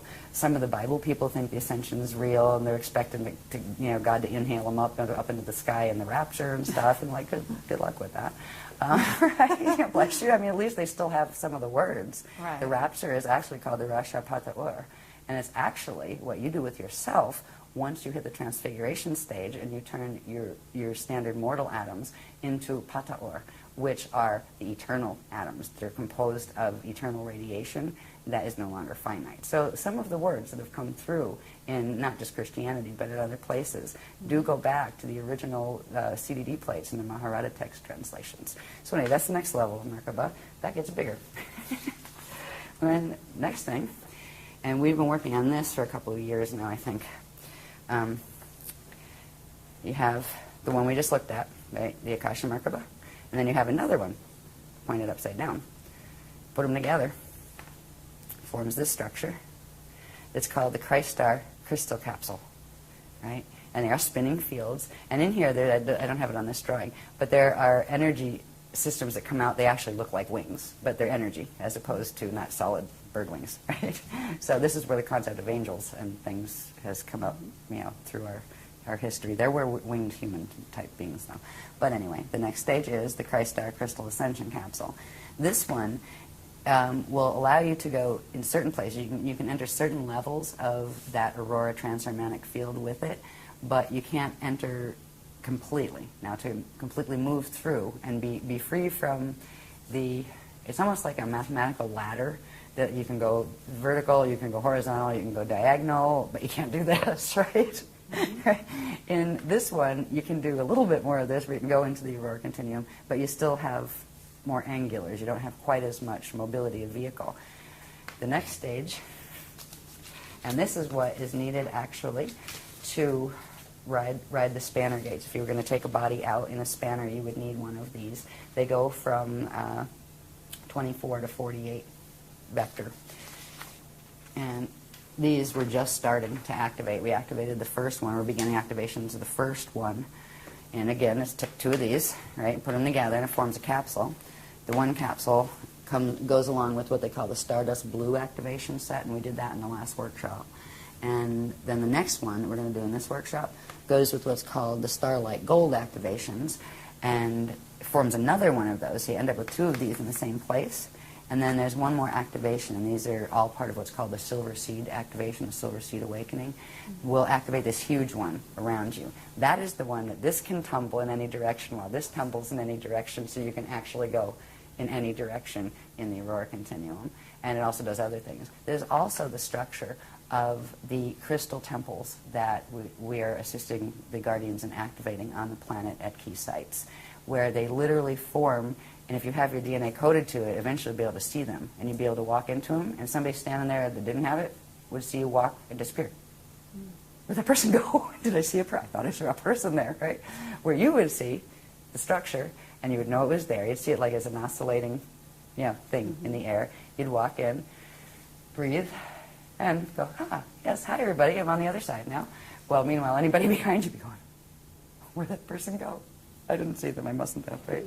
So we are beginning to activate these, not just in our personal bodies, but the sites that were key to, the natural gate sites that were key to activating these. Like when we do the grid work here on the beach, we started activation of one of them last time. We're going to do the next one this time. So we'll have the double one here, and I think we're doing the initiation of the bigger one here. And then there are ways to spread that through the network, which we're going to work on here. We had these new activations coming through in this workshop that I didn't know about until like 2 or 3 days ago when they gave me the itinerary. They're called mirror ball activations. They're very, very interesting. They use the aurora continuum frequencies. And we are beginning those activations that will actually trigger these remote when you activate what are called the ancient arrow sites. And we're going to learn about that in this workshop. But it's like a blanket frequency that gets transmitted where all of the sites that are keyed to activate this type of transharmonic doorway will simultaneously activate. So that will be done during this period. That much. That just came in. I didn't know that. Sometimes I go, I'll be talking like, and then the line comes in, right, and they go, well, thank you. I didn't know that. So this is what we're working on. This is the kind of Merkaba you do not want to activate. Right? That's that twisted one with the same spin spiral set. It snaps its connection off to its natural center point. It can't build into those forms at all. It is very limited in frequency. It is I believe they end up as 5-dimensional or sets of 5-dimensional. They're based on like 5s, 10s, 15s as opposed to 12s and the natural codings. This is the Death Star Merkaba, and what did I say here? It creates an inorganic torsion field, which is that tube torus net field around you, and it also creates this yin-yang flow. You know the yin-yang symbol? I used to like those too. Thought they were cute. Oh well. They are the classic sign of the tube torus. If you look at them, it's the constant recirculation of energy. It's a closed energy system, which is what these are. They're closed from bringing in this circulation from source. They're closed from allowing something to circulate back out. There's no inflow and there's no outflow. They've got a set quantum that's at their core, and they will burn out if that quantum isn't fed. And that's why these are used, the torsion fields that they generate are used to suck energy off living things, to draw them into their core to keep them going. They are vampire machines. And the beings that run on these are vampires. They just don't have big teeth and suck blood. They suck energy instead. So that's another difference between them, between the styles. I'm not going to go into all this heavily. I might as well. All right, I'll finish it. I'm just, all right. I was going to say, I'm sick of looking at these. But I just got a nudge. Just finish it. Just finish it. Okay. This goes along with the Death Star Merkaba. Again, you have that Bloom of Doom configuration that pulls the Cathara grid into an unnatural, skinny, elongated configuration that does not have 12 gates on it. And it creates the bulging in the field. Look at how humanity, we're supposed to be long and lean, right? It's a struggle to stay long and lean on this planet because there's this weird thing that happens in here where it's like, I've felt some of these when they start when some of the Metatronic activations happen in the grids. It almost feels like somebody grabs you in the middle of your spine this way and goes and pulls them and compacts them together, because that is what this thing does. It compacts the energy inside of it and squashes it down. That's why the Earth actually has the bulge around the equator, because it's being squashed, right, pulled in. It creates that poison apple field around you, and our fields would look just like the planetary fields with this, and this is what they will stay as unless we do something to change it, and that's why they're showing us this, so we say, maybe we should do that. Yeah, let's change that. And here, you can forget the sun part, but again, you would have the torsion field net around you, and that would be controlling your horizontal, controlling your vertical, like that Twilight Zone or whatever. It wasn't Twilight Zone, it was Outer Limits, I think, that used to say that. And you would have the closed circulation system. This is a system that actually is cut off from the flows of the spirit body. What it does is it takes a portion of the light body quantum and twists it in reverse to create a false spirit body. So there's two flows, but it completely blocks any inflow from the actual genuine spirit body. And it traps the consciousness, the part that's stuck in the atoms, right, from the rest of its own identity. And it's really just a really sick technology. And it also creates these. They call these the trumpets. This is a little picture of them, but where you have that poison apple configuration, it creates these big vortices up here. They're almost like satellite dishes, and on the planet, that's exactly how they work. And they move with the wobbles to pick up the signals coming from galactic core through the black holes, coming from the parallel system, and keeps us locked in. It's literally a set of satellite dishes. There's also a set that comes out here and here. It's a nasty machine. So we can undo this in our own fields, but it isn't something you snap your fingers and say, I wish it away, it's gone. Good luck with that. While you're on this planet, it takes work, and we've been doing that work. Ultimately, what that mess is made to do is, remember, these are maps, for the final on the messy Death Star Merkabas, if we remember that these Cathara grids, interwoven, right, this is one Vecca system, right? We'd have our universe here, our parallel would be here. These are meant to link the parallels unnaturally, to force them together into a harness field, and that can be dragged and ripped out of its matrix and taken to wherever they're pulling it from. So this is what the whole purpose is. It's a feeding machine, and that is the Death Star, Merkaba, and it's built. It looks like we talked about the light units that are built on the Vesica Pisces. It actually creates fields like that and then pulls those Pisces together into one harness. And it's a completely unnatural way. It just distorts and totally twists the natural laws of physics as they apply in the eternal life universe, and it creates a finite life one. And what it can do is temporarily sustain whatever is in it, as long as whatever is in it can feed off something alive, because it can't generate its own quantum. So it has to continue feeding. And there are systems that are built on that. Their bodies die, so they clone another one and try to stick their consciousness in that until that wears out, and they keep doing that. And if they get to a point with cloning where it just doesn't work anymore, and they can't even sustain a biological, unit, and that's when they start going to raid other things for gene code, where they can start getting things that they have any compatibility with that they can start building again, because they end up as consciousness that gets stuck in a ghost-like form because it doesn't have a biological form anymore, and that limits the arenas it can play in. So some of them, do those games to save their race and give them back a biological, presence. To each his own, but that is not ascension. So these are what we are teaching about to show how they're supposed to look. The other structures of those progressively building Merkaba structures, that is ascension. That is what your fields are supposed to do. That is what the living cosmos is built on.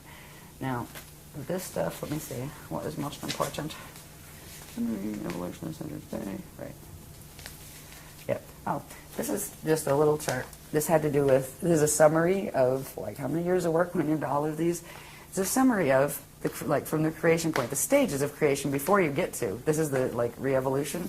When creation starts, and a being or thing or a cosmos or even an individual begins a new life, a new creation. It can be the creation of a new cosmos or an egg and sperm coming together to create the potentiality for a new baby to be born here, right? There's a whole set of cycles that happen.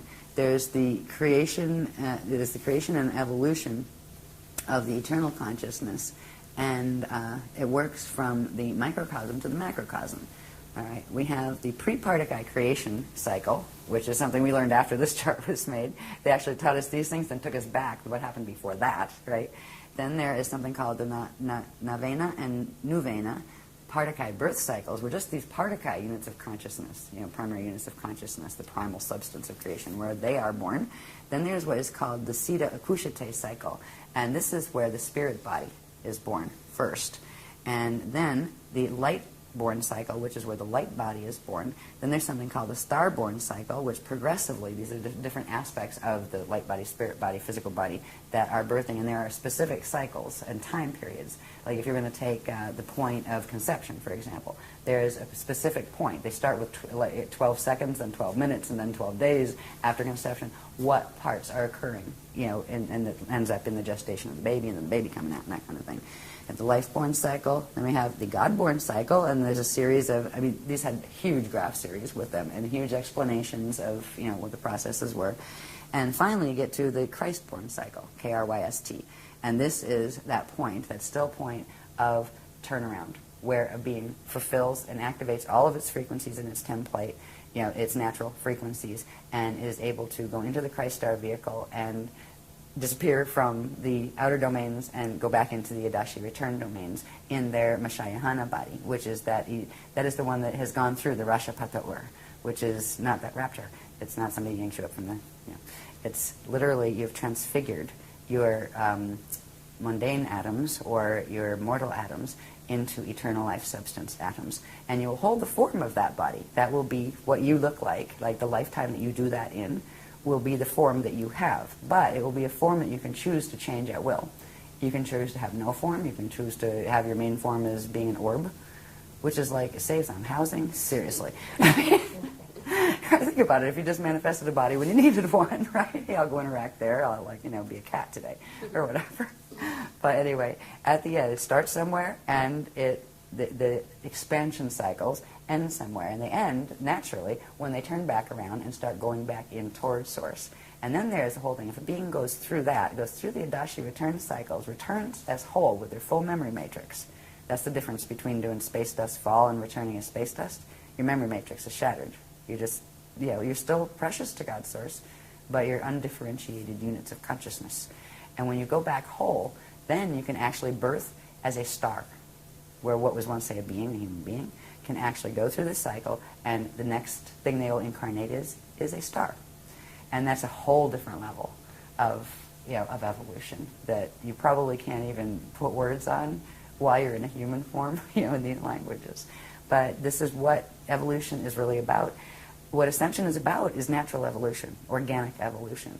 And that's something that this place is losing touch with hugely. And eventually this knowledge will be completely gone. They don't want this knowledge in fall systems. Yeah. So they usually get rid of people who carry it.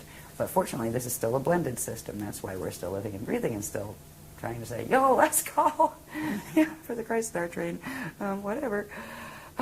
Anyway, all of those cycles each had, this was a summary of the massive diagram sets just from that one cycle, just to give you an idea. This is just showing the starborn cycle. And each one of these was a full page with all explanations of all the pieces and parts and all of that.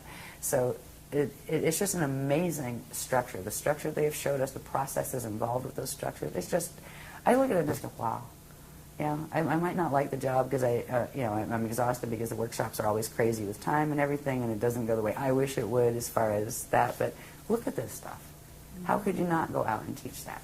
I'm so grateful to know this, because no matter how bad it is out here, no one can ever take home away from me again. I know it. I feel it. That feeling that I always had of that connection to God's source, it just went whoosh, and expanded like, right, gotcha. Right? No more fighting with those little God concepts and warrior gods and, God sends you to hell and what. Like, that's not the God I know, right? There's a feeling, a presence of that eternal, creative force, the God source, whatever you call it, doesn't matter. It doesn't care what you call it, right? That's a human thing. Yeah. I have a question here, because this star-born cycle, are we talking that, for example, the Pleiadians and Andromedans, have they gone through this? Are they still going through it? At what stage are they? The Andromedans that we're talking about, from Eartha and those guys? Mm-hmm. Well, everybody goes through this, actually. A fertilized egg in the womb goes through this. And it's right at this point, where's the dyad? Right here. At this point, the light body has grown this big. You got the physical body growing in the womb, right? You already have the spirit body that's already huge, right? That Lumiridana one with all the probability dominions, right? Like we're talking about a fetus here, grows to be a baby, and when the birth point happens is when this cell of the light body grows. Then through the process, they call it the birthday chart, through a very specific process of accretion of frequency, taking it from the spirit body into the physical form, bonding the spirit energy with the atomic form and therefore expanding the atomic form, the light body simultaneously grows. When it finishes that cycle, it will go into what is called the unici seed atom. It will become the full core of the light body structure from which the rest of it grows. But we have these structures out here. To get out here in the outer domains in incarnation implies we started at the core, came out to the inner, then to the middle, and from the middle came out to here. So we have these structures behind us in time in that regard. Sure. So they're part of our extended anatomy that goes with our extended family of identity with our other simultaneous incarnations. So does that answer whatever the question was? I lost track of the question. No, actually, because what I'm trying to do is, in other words, if we have certain, you call them guardian alliance, guardian beings, they're coming to help sort of rescue the planet at this time and bring in the ascension mechanics and so on. These individual beings are at a stage in their development. And where are they in this chart, or are they on another chart in their development? Because it's a complex. Some of them, now the Guardian Alliance has millions and millions, probably billions at this point because of the levels we're dealing with, of members. Some of them are in various stages ahead of ours that are still in a 15-dimensional time matrix, that haven't gone through Christ Star evolution yet, but they're still working toward it. But the ones we are dealing with now that give the information and that are actually orchestrating this loadout evac, they are the Adashi Ascension adepts. They have completed this process. And they are in those cycles, those Adashi cycles, that after the expansion you make the turnaround and you go back. And they are in those three Adashi cycles that are going back towards Source. And a few of them are actually well, they wouldn't look like beings as we call beings here. They would look like stars or suns because they have completed that. So it's there. It was funny. We kept having mission upgrades, right? Where, okay, we're talking to this group. We had the general ones from the Guardian Alliance. Then we had the Iani. And then when the drama escalated more, the Adene came in, and then the Ad Andrea, and then there was like 6, 7 upgrades. And then we met the Aquafarian, and the Bendi Aquari, and the Aqui and the Aqui-L, and these are the ones they've gone through the process. You know, so because at this point, it's the only way to get off the planet is going to be using these spanner gates. So you can't actually teach somebody something like that. They couldn't just tell us what to do if they don't actually know it themselves. Sure. And it's kind of funny. It's like you can't give what you actually don't have. And it's, when I do the teaching stuff, when we come in, it's what I like about the workshops, even though I hate it at the same time because it makes it frustrating because I don't have my program to walk in with. But we all learn at the same time. Where the wave comes through, I learn it right there as it's coming out, right? Say, okay, they're saying this, right? And this is where I'm up in the room going, okay, it's this, and then have to explain it. We all learn it at the same time. But if you don't have a certain frequency in you, you're not going to be able to convey that frequency to someone else. So in order to, it keeps this all in a very interesting space, I find, where there's not some elite member that knows everything and, you know, walks around with their nose in the air and just, you know, floats on clouds and that kind of stuff. I learn it, they learn it, right? It just goes, I just happen to be, you know, the little drain pipe that comes through, but we all learn it at the same time. Mm-hmm. So it's all very, very even. There's not a hierarchy of snobbery. There's not a, you know, oh, I'm more spiritually aware than you stuff or anything like that happening. And I like that about it. Anyway, where are we? This one is just to point out, this little bit down here is just a micro version of those probability maps that we showed where the Milky Way was, where M31 was, where the parallel is. This is just showing that these configurations, actually, there's a microcosm of them actually running in our heads and in our bodies, so we're directly connected to them. There's certain vortices that connect us directly to certain spaces here. One of the spaces that we first opened, it has, what do they call it? The is that the Ashayana vortice? I think they called it that. Yeah, it was actually the first part of the host where we could bring the frequencies through the mess that is in the galactic core and actually have a tunnel of information that would be able to reach us here, so they could continue bringing in the frequencies and the information. That manifested here through our own mechanics and in our brain. It's actually a vortice that comes out to the right and goes up, and you can feel it. And they're also teaching us how to project up and meet them halfway. So we orb up and meet them, and we go, whoa, and they'll come down. And sometimes we'll use projection versions of ourselves, or sometimes we'll just hang out and orb and do direct cognition. But we're teaching people how to do this. They would like people to learn how to do this, because people do need to be walked through this process. This isn't a simple ascension cycle. This is a mess down here, and there's very little time left to fix that as far as DNA and things. That's why they really are extending, as much as they can to assist us with that. The only thing they won't do is walk into our bodies and take them out for us. That's not allowed. Right? Just like they don't allow the channeling, where they won't come into your body and use your face and talk to people. No, because that can actually violate your DNA, right? Not to mention theirs.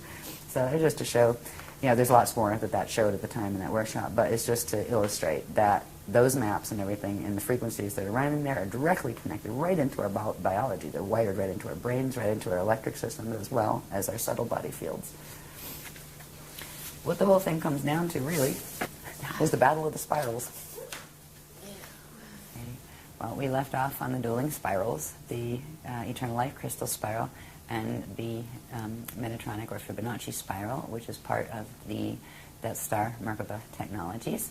These spirals, again, are actually the core currents of energy that spiral out for the expansion of any form, be it the light body or the spirit body. These spirals come out from the core quantum, and the core quantum in the Eternal Life system is the infinite God Source consciousness field. So with the crystal spiral, it always maintains an open connection with its source, with its center point, where the Metatronic spiral does not. It doesn't even have its own center point when you look at how it's constructed on the golden mean rectangle. Well, the spiral will come out, the crystal spiral will come out. Now here is an interesting configuration. It looks like an upside down leaf with a little flame in the middle, right?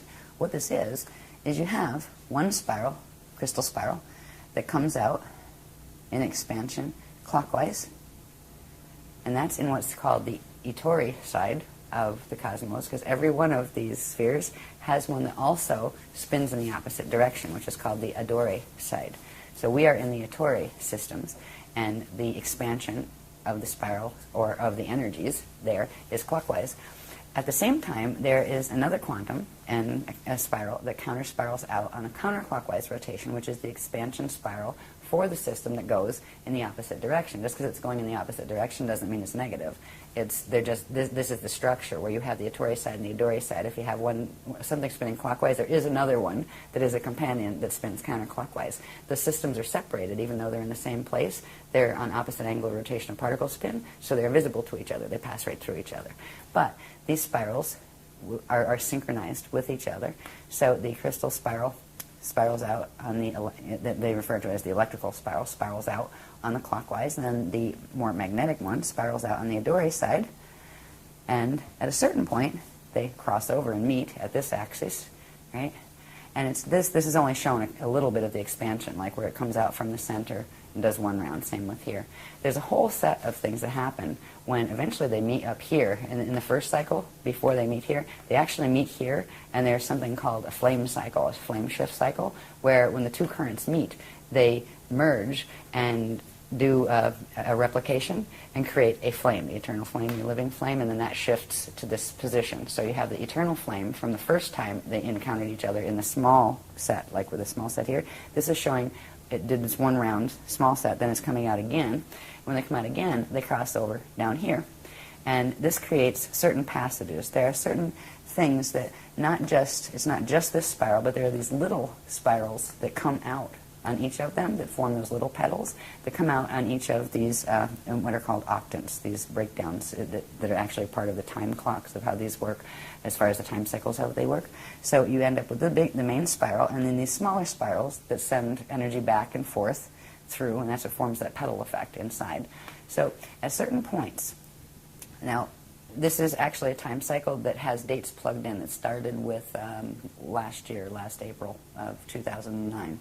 Right, when certain activations took place that put us in this, like this is the last round of this cycle, the round of the spirals, which means there's going to be the place of the crossover happening here. But before that, there are these axes right here, this one running here, which is the 0 line, because this is where actually the spirals start. This is the 0 line, and I believe that's the 4. And like when you're counting them, that's be 0, 1, 2, 3, 4 axes, right? And 5, 6, 7, back to 0, 0, 8, right? Right here, there are certain currents that come out here that are referred to as the monadic passage. That's where the spiral goes from being in one density to expanding into 2 densities. So going from a 3-dimensional spiral to a 6-dimensional spiral. That opens something called the monadic passages. And they allow for what is called the formation of the Jade body, which is a 6-dimensional, it is a 6-dimensional body that is transharmonic, that activates those they call them the Amaraya Merkabas, those really large ones, the last ones we talked about. So we just went through this period, March 15th of 2010, is when the Itori side of the monadic passages opened. Over here, we're going to have another period where the monadic passage on the Adore side, which is that counterspin side, opens. And there's going to be a point before that, which happens when, this is around September 2nd of 2010, this year, where they cross through, and it begins opening this area, which is referred to as the Amaraya passage. So there's a set of things involving these spirals, and these spirals are actually coming down through the probability maps that we looked at, the Milky Way and M31 and all of that. They're actually spiraling down through those, through into our solar system, through into our planet. They're both coming down. There's a certain point where the Metatronic spiral is also doing the same thing, coming right through the galactic core, interacting through our solar core, coming down into our planet core. So it's not shown on this one, but there's a point, if we just looked at the one spiral that is the clockwise one coming in that we saw on the other diagram, when that comes around, it's right over in this axis right here when that Metatronic spiral starts its takeover, right? Where it goes past, interfaces it, and then tries to bend and harness the quantum. So it's right over in through here, and that right there is really the point where it grabs it. We're going to start feeling resistance and pull. Even though we've got the monadic passage open, there's going to be more influx of positive energy coming in, or strength-feeling energy that you can feel from the Christic spiral coming in here. There's going to be even more over here when the monadic passage on the Adore side opens. But it's like from that point until this point, which is August 6th of 2011, that's when the things that are going to end up dragged into the Metatronic harness, that will be the strongest point of pull. That's when the yank will happen, when they start frequency-wise being pulled over. The DNA starts being pulled over into the harness. At what point does that pull, that sort of negative pull, really start? A little before that? Yeah, it starts. You didn't actually give me a date for that. Now, this one starts, let's see, around February 16th of 2011. Okay. So February 16th to August 11th, did you say? Yeah, August 6th. August 2011. 6th of 2011. Yeah, that is a point where the dueling spiral effect, will be felt. Yet we have three of the Christic activations. The one that just happened, that we're starting to feel the perk on now, right? The one that's coming when a part of this Amaria passage opens, that's the vertical passage, and then there will be another perk when the Adore side of the monadic passage opens. So we'll be getting strengthened before, the crystal spiral will be getting strengthened before it gets hit with the Metatronic harness. So that's why in this time period, if people start just even working with trying to link with the crystal spiral, that's the first step. And that's not that hard. That has to do with that code that's floating around over there called the Alleria that we'll talk about before this is over. It's the beginning. You're not going to fix your whole light body structure, maybe in 5 million years by just staring at that code. But that is the linking code to link into what's called the reservoir that is being built of crystal spiral frequency in the core of the planet. So this will be the period of most resistance. What it's going to look like in the mass drama, I have no idea. Because as this stuff goes on, the real fight isn't so much between the Christics. The Christics are opening these passages where they will have enough strength if they're working with their with Christic intent, and they have the DNA to anchor it. They will pretty much ride through that. But in this period, you have actually a Metatronic spiral coming in, a takeover spiral, with two competing groups controlling it. It's like you have a spiral, and one line is red and one line is green, and they are fighting, not just to take everything, but to take everything away from each other. So that's where there may be wacky stuff in the mass drama that occurs. Flare-ups over here and over there, and somebody throwing bombs at each other, or whatever. So that is a bit of a it ought to be interesting to watch the news that period, right? Just to see. As we move past this, this is where the harness will start, and one time wave is going to follow the Metatronic spiral and go into the harness effect, and the other is going to go past it.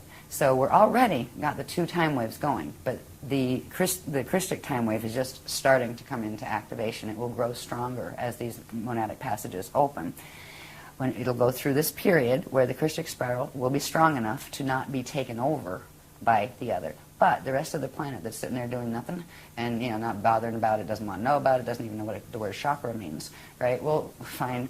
But the planet is going to anchor that Metatronic spiral, and it's going to activate the Metatronic part of your DNA if you don't do something to change that, right? Because it's just quantum override. The planetary field is bigger than yours, quantum-wise, and it's going to drag you in to the same configuration of the planet. So the planetary body itself is going to allow that harness to occur, yet we're going to be riding that larger time wave, which is actually, it's a slower time wave. This starts to accelerate and compact and get faster and faster and tighter and more squashed feeling, where this starts to expand and it seems like it goes slower and just expands out with a different time quality, and that's going to be coming more and more into into our experience as we move through this. When we get to here, now this is interesting. We move into 2012 here. At this point, there are other passages that open here that correspond with the ones on their opposite vector, right? So this begins our journey into 2012. There are various activations that happen in each of these stages, and again, this is where you got the two time waves running, and it's important to pick, to choose which time wave you want to ride, and to actively interact, consciously evolve, and interact with the frequencies of the one that you want to follow that path, or the other will just take you down the road with it. When we get to this point, over in here, this is, they call it the 12-12-12-12-11-11-11-11 point for various reasons that have to do with other dynamics on other graphs. But this is the December 21st to 22nd, 2012. All right. This is the point where you've got full. And this is the point where if it weren't for this other crystal spiral coming in, this thing would have grabbed what of the crystal spiral coming in, grabbed it, rolled it over, and this is where it would create pole shift. It would push and drag the whole thing right into pole shift. It would have dragged the planet into pole shift. They would have shifted the rods as well, and it would have been the last extinction. That's not going to happen because the crystal spiral is coming in, and it's not creating enough to stop it, because if you tried to stop that Metatronic spiral, once it starts, it'll implode in the core. So once it's activated, it's going to go, and it's going to take something. So what could be done is what the Christians are doing is the counterpole of having that larger, slower spiral is actually going to just slow a little bit the speed of that. So it'll hit 55, but not a full 55 activation. It will not be able to do the blend with the parallel side to form the 55 that then goes up to, what is it, 33, 55, 80 something, whatever, in the Metatronic sequence. They won't be able to make that leap. And we're going to hold them there for 200 years while the gates are open. I'm sure they're not really thrilled about that. We're not fighting with them. We're just holding, standing in the crest. So there's interesting things that are going to take place during this period that we'll look at before we go that have to do with the precession of the equinoxes and what is actually aligning. Because there is a blast from the past that's coming in from the center of the Milky Way, where it's actually coming in from the parallel side through the center of the Milky Way. And it's going to interface directly through our sun with our Earth. And it's meant to hit the rods.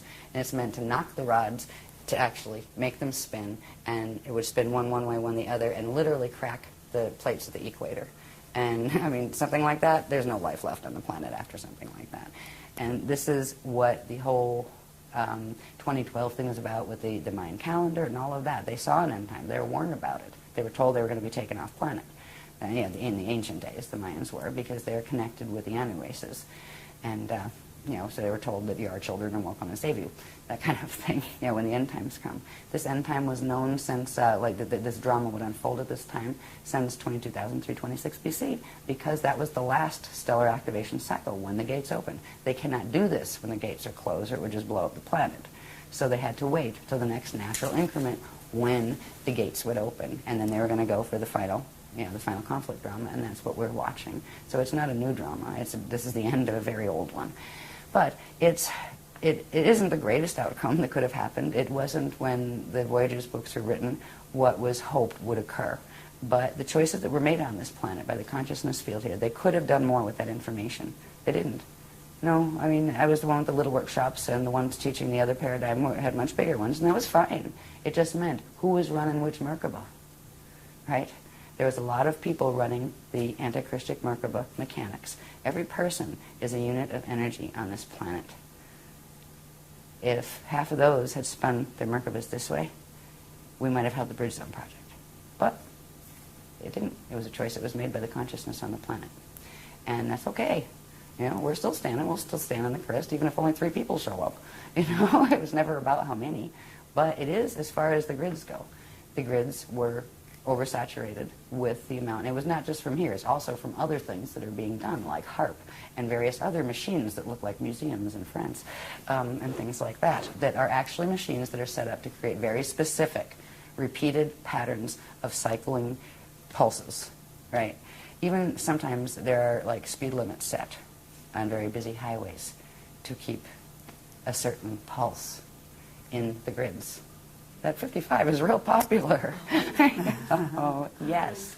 I mean, it is. There are people that consciously design these things in this planetary culture. This isn't an accident. Nothing here happens by accident. And rarely is it anything to do with what it appears to be. That's just the way how the Illuminati game works here. But it's like, get over it. We're on a prison planet, and there's still an escape route. This is good, right? one of the things that's important is when people are confronted with some of this information, it can be overwhelming. It's like, oh my God, I just want to be dead. You know, get me out of here. No, dead is not the answer. The worst thing a person can do is commit suicide right now, because your consciousness, if you drop the body on purpose, the consciousness will be stuck in this field. You want to be a ghost here while it goes down? Your body is your greatest gift right now, because in your body, if you run it the right way, if you bring in the proper frequencies, it will be your salvation. It will actually anchor the crystal spiral because you have human codes, and that will bring you out of it, and you won't want you at that point you won't feel like it was so horrible. You can deal with this, honestly. You get over the shock and you kind of go, ooh, well, I'm going to have a good day tomorrow anyway, right? And it's an adjustment process when you're processing this kind of a huge amount of information that you've never heard before. But I just want to make it clear that suicide is not the answer. That's how to get stuck here. It's not worth doing. There's always a solution to get out. Your body will help you. You can anchor these frequencies in your body, and it will set your spirit free. So whenever, even if you do a normal, Bardo, and your body eventually dies, you won't be stuck in the 55 activation. But if you leave because you can't deal with the thought of having a 55 activation, you're going to get stuck in it. So I just wanted to say that, because I know this can be intimidating to some people. All right, so anyway. Now, excuse me. So what I want to do is get to the point where we talk a little bit about some of the things that do occur. So that big mystery about what's aligning with what. Oh, the galactic core does something. Oh, that was in 1983. I mean, they're all like the internet. They're saying this group's saying this group's saying that. Everybody's trying to figure out what this big galactic core alignment is. Because honestly, in certain ways, if you lined it up, it actually happened somewhere in the 80s. That's not the alignment. It's not about that. It is about the rods and the chambers and what they're doing. So we'll look at those in a minute. But this little time cycle here, it's about the spirals and how they're expanding out. And the simple thing that people really need to do is they need to decide which path. Do they take this information seriously enough to say, well, better be better safe than sorry. What I mean? Let's try that crystal spiral and see if I like it, Because if you don't like it, you can always go back to the Metatronic way, no problem. There's nobody holds you here, you know what I mean? It's a free will thing. But anyway, I want to get to the graphs that have to do with a little bit on the body too. But before that, I want to show you one more thing. We're back up, way up at the top in our cosmic matrix, seeing our little Vecca system with the black holes next to us that are trying to suck us in and that kind of thing. Up here, again, is the Aquarian matrix. That is where the Crystal River host groups are coming from. The Adashi Adepts are coming from. And they are literally sending a frequency bridge down. It's actually acting like a respirator for this planet, because it's coming down. It partially goes through the solar gates, but only partially. But it's coming down, and it wraps almost like two currents that come down, and they're meeting in the center, the core of the Earth. If they weren't doing that in the core of the Earth, there's a thing that happens in a solar system, and it's just part of the natural mechanics of a solar system. If you have a sun that's Pranacede closes and it enters its Bardo cycle, all of the planets or stars in that system that have the natural circulation with it will follow suit. They will all close their Pranacedes, and they will all prepare to die together. This planet was going to go into that. If that happened, all the gates would shut except the wormholes. And this is actually the cosmic respirator at the moment. There are two currents that are coming down. What do they call that again? That's a big word. Yeah, I trip over my tongue on that all the time. Ancestation passage, they call it. And it is literally frequency currents that are coming down and forming a loop, coming in through the Earth rods, I imagine, and literally holding the core open so the Pranacede doesn't close, so the gates can still circulate energy, and so the host can go. And that will stay for 200 years. And when that pulls up, the Pranacede's going to close, and the natural process of Bardo for the solar system is going to unfold.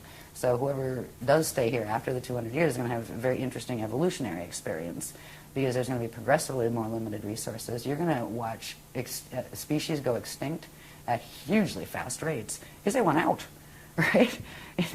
They're just like, okay, out of here, we're leaving the planet. You're going to see large groups of people doing that, be it from earth changes or wars or whatever, because it is the last call. But we've got 200 years before that point comes, fortunately. Now, what the solution is we need to reverse mutate as much as we can the light body structure and turn back on the spirit body, light body flows that have been blocked by these fields, and get the junk DNA to reassemble so it can process the natural atomic and chemical changes that would occur in a body when it goes through the activating the Merkaba process, because it is a biochemical process.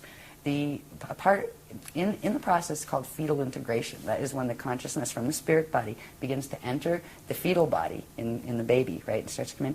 It starts to bond the spirit body consciousness into the atoms. It's actually partially bonded into the atoms. It's called the jari. That's the part of the consciousness that actually is stuck with the atoms, the part of your living consciousness that forms your atoms.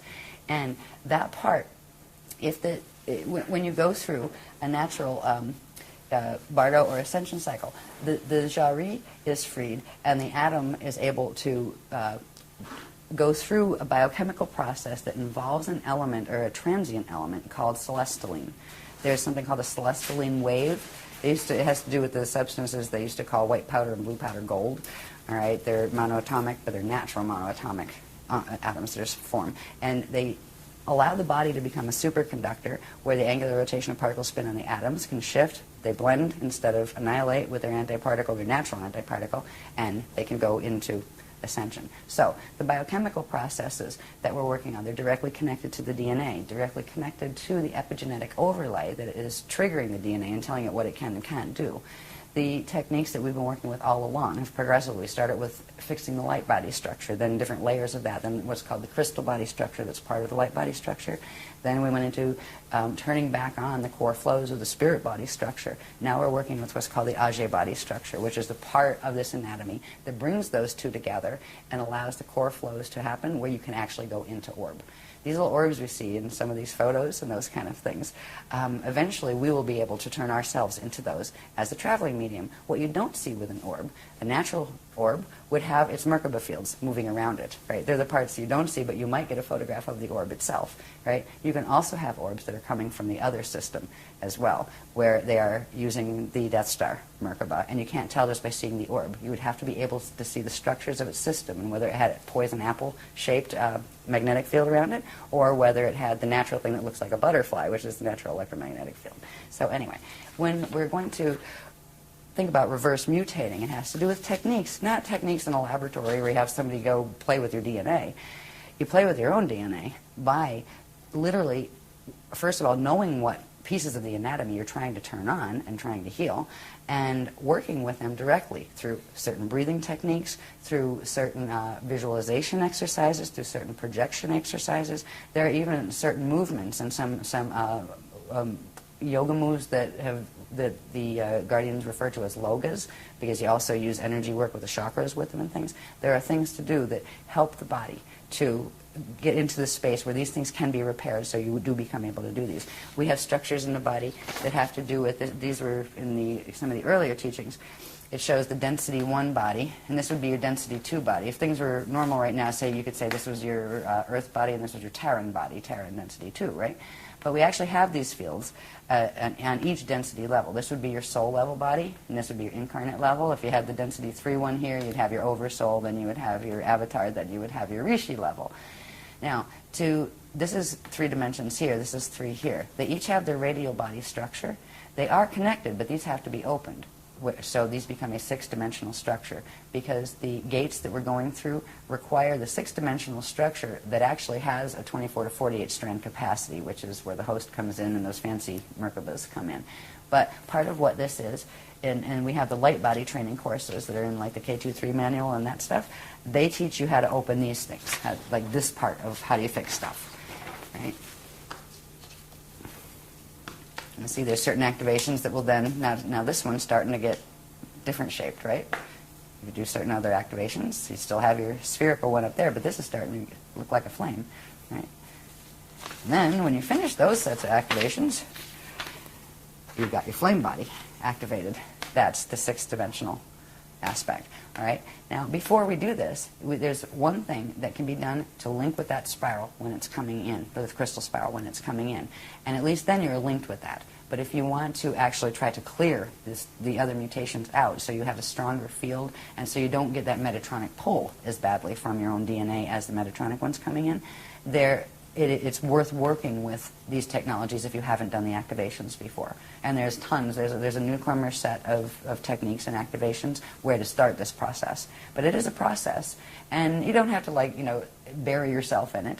But, a couple times a week do that, or, do a little bit of that, and try to work with the technologies. And also, ask the guardians to say, would you help me with this? Another thing I want to say about asking the guardians, I get a little tired of people saying, oh, the guardians attacked me. They came and they had astral sex with me. I said, hello, that is not the guardian. The Guardian Alliance does not do that. That's not allowed.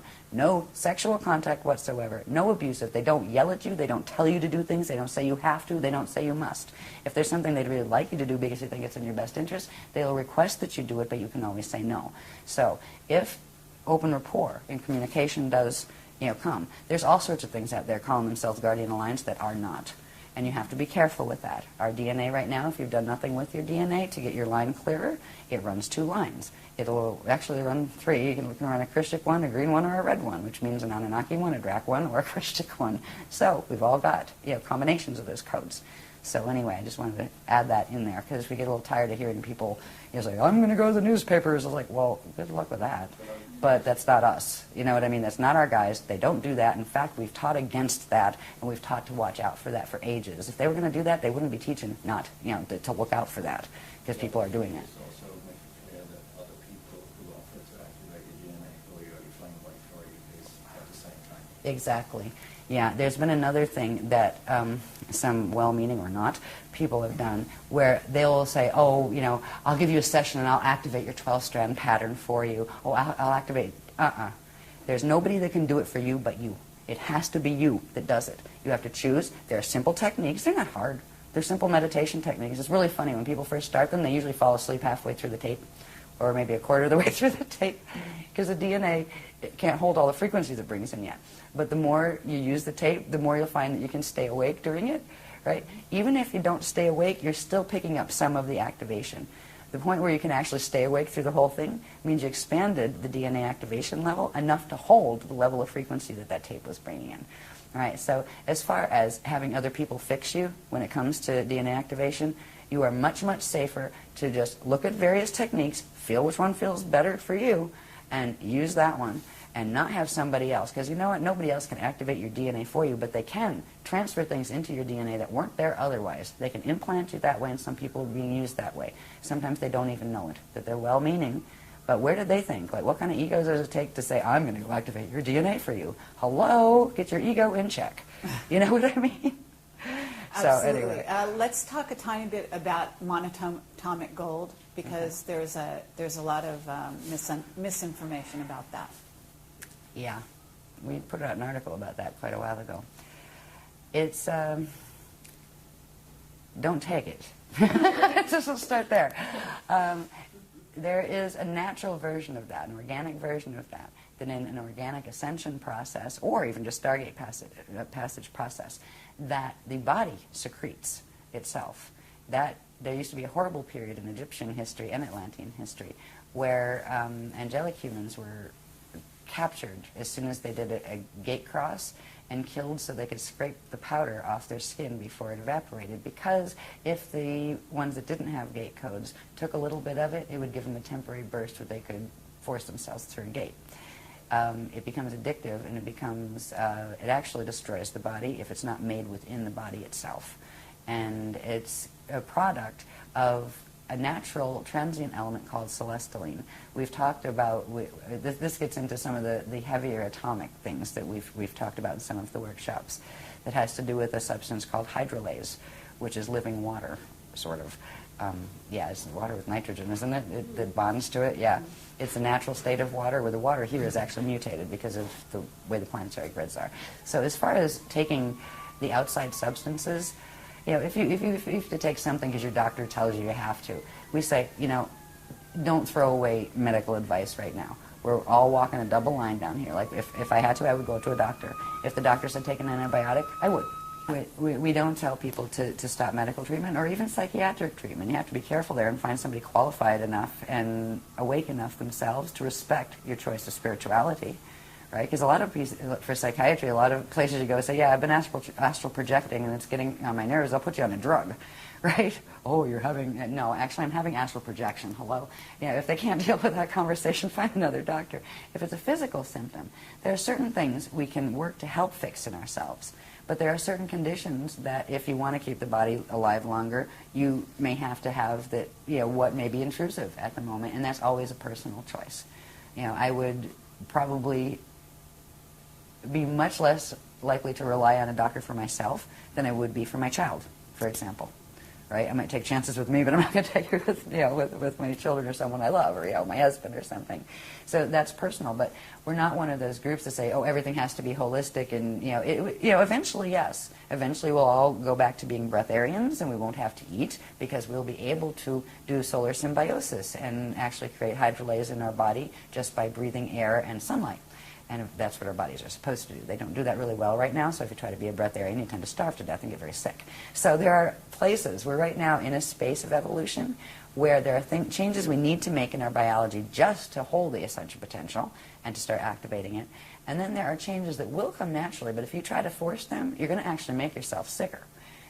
Some people went on the big vegetarian kick. Now, I like the concept of vegetarian, but if you just eat vegetarian, your fields get very, very high and buzzy. And they fit right in with the metatronic acceleration that has been going on with the sextant clock. That's why we've said, a bit of protein. If you really can't stand meat protein, fine, if you want to be vegetarian. But be aware, that high buzzy feeling that you get, this is not good. All right, that's too much electricity. It means you're processing too much frequency coming in, and that means you're going into that time wave that's very choppy time wave that's connected with the metatronic activations. So there's so much trickery where it appears to be a good thing, but it isn't always what it appears to be. Those kind of things. So as far as monatomics, I wouldn't touch them. Feel the same about colloidal silver, honestly. Right now, that's just a personal preference if somebody wants to do that. But just the feel I get, and the guardians kind of go, not saying a word, because we're not going to get into it, but it's like, yeah, just trust your feeling. Okay, not for me, right? So I just kind of use my own radar with that. And really, they try to support becoming energetically self-sufficient as much as possible. Of course, we still have to eat and those kind of things, but relying on all sorts of vitamins, all sorts of drugs, all sorts of foods, all sorts of this, all sorts of that all the time. Weaning is a good little bit, but if you're, say, taking meds for manic depression or something, don't just throw them out the window. You're going to have really bad results because that crosses the blood-brain barrier or whatever and gets in the blood system, and you can have really bad withdrawal. You got to stage those kind of withdrawals. And some of them are just not worth getting in the first place. If you start taking monatomics, it will create a dependency in the body, even though science has not identified that yet. And it will also do something that something else does, too. And for some people, that's good, but for other people, they have enough of that happening, and it shouldn't. There are certain substances now that I won't name them, but they're popular supplements. They're not drugs. They're just supplements. But they actually accelerate the speed at which frequency from the light body processes into the atomic structure.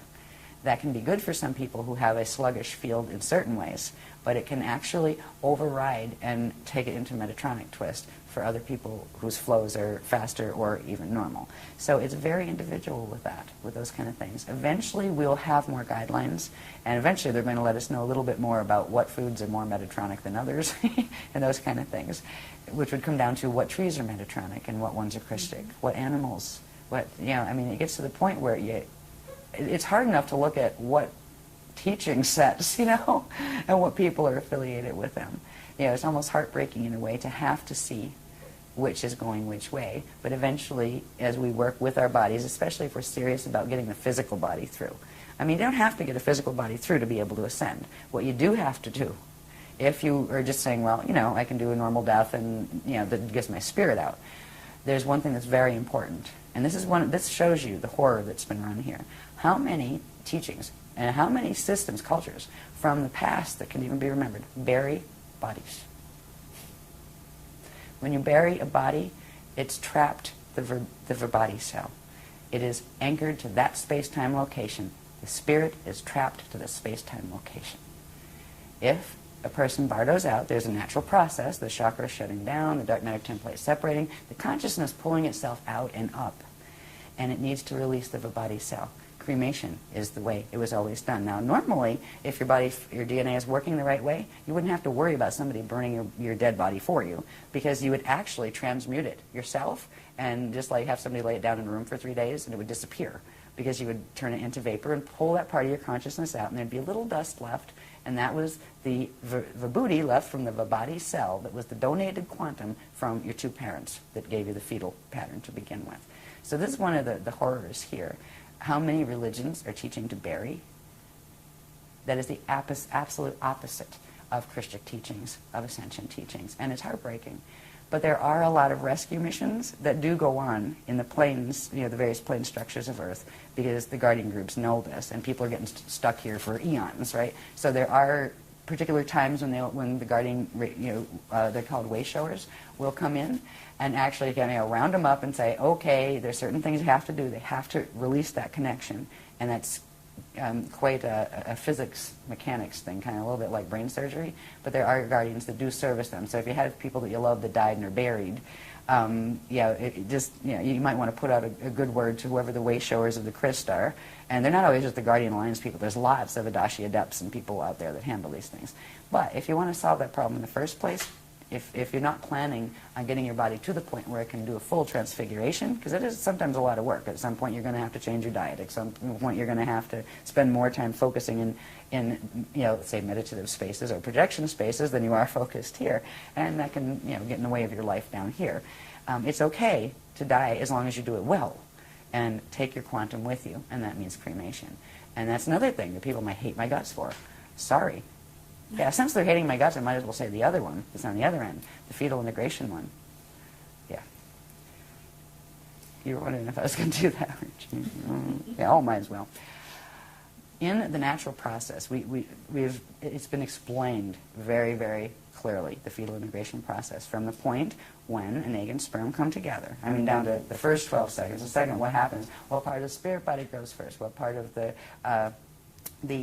light body starts to grow then as the flesh is expanding out, etc.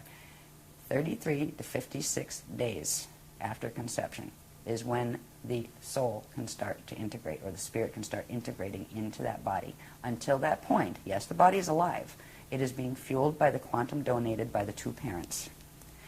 If a being dies in that period, it is not attached to the body yet. It is not stuck. So there is a window of 33 to 56 days when, if a person aborted, let's say, that doesn't mean we support abortion. People really should be spiritually aware enough not to get themselves in that position in the first place. But down here, that can be difficult sometimes, especially if you're raped or something like that. But 33 to 56 days, usually the 56th toward the 56th end now, like the way the mutation is running here, before the spirit can start to integrate into the fetal body. Because if it did, it would explode the fetal pattern and it would kill the fetal body. So there is a window there where, yes, you have a baby in there, and yes, you have a spirit that's probably wanting to come into it, but it's not in yet. It will start fetal integration 33 to 56 days. And that's another one. So if everybody really wants to not like me, they can play with that too. I'm sure the Catholic people won't be happy with me at all, and I'm sorry. I won't even get into where the Bible came from. In the Council of Nicaea in 325 AD, when Rome decided it wanted to unify all its territories and called everybody together and created the canonized Bible by taking pieces of old records from various places. So we all have our own beliefs, and I really hope the people of other faiths can respect ours, and we will respect yours.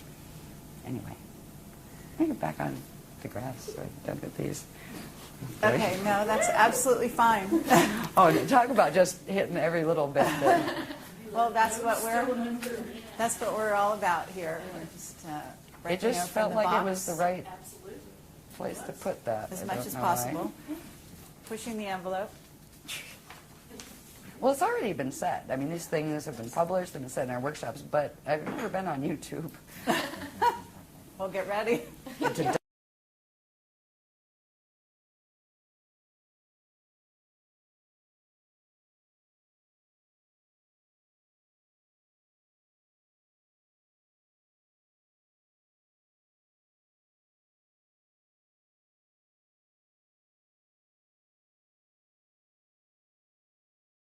At some point we want to talk about the 2012. From there on, what happens, and the fact that that's not the end of the world, and that they're not going to ascend on that day, and so on and so forth. Yeah, their story of they were going to ascend on that day meant you were going to become extinct on that day. Right. Yeah, if the Metatronic crew had their way. Anyway, I want to show a couple of things because I want to get to one point that shows something that is important that has to do with the what to do. The linking code, there is a linking code, and I'll show you how it works. But first I just want to, they're asking me to put these up just to get a view on these. These are, we showed the light body structure of the flame body and the activations. The part of the activations that when you do the flame body, it also begins activating these parts of the field that are part of the chariot of fire. So we'll be activating those parts. They build up to activating the Christ Star vehicle, the Merkaba levels that build up to the Christ Star vehicle, and that builds up to activating the Amaranth. Just hold it there. Okay, now.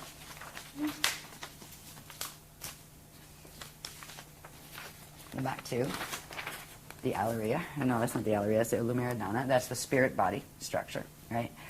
I wanted to point out, in the spirit body structure, again, those 12 lines, right? It's actually 6 vectors that form 12 event horizons, right? And that's where the flows are. This is something very important because between the Rashu body, which is the dark matter template, and the spirit body, there's something very interesting that happens. These things are called chambers.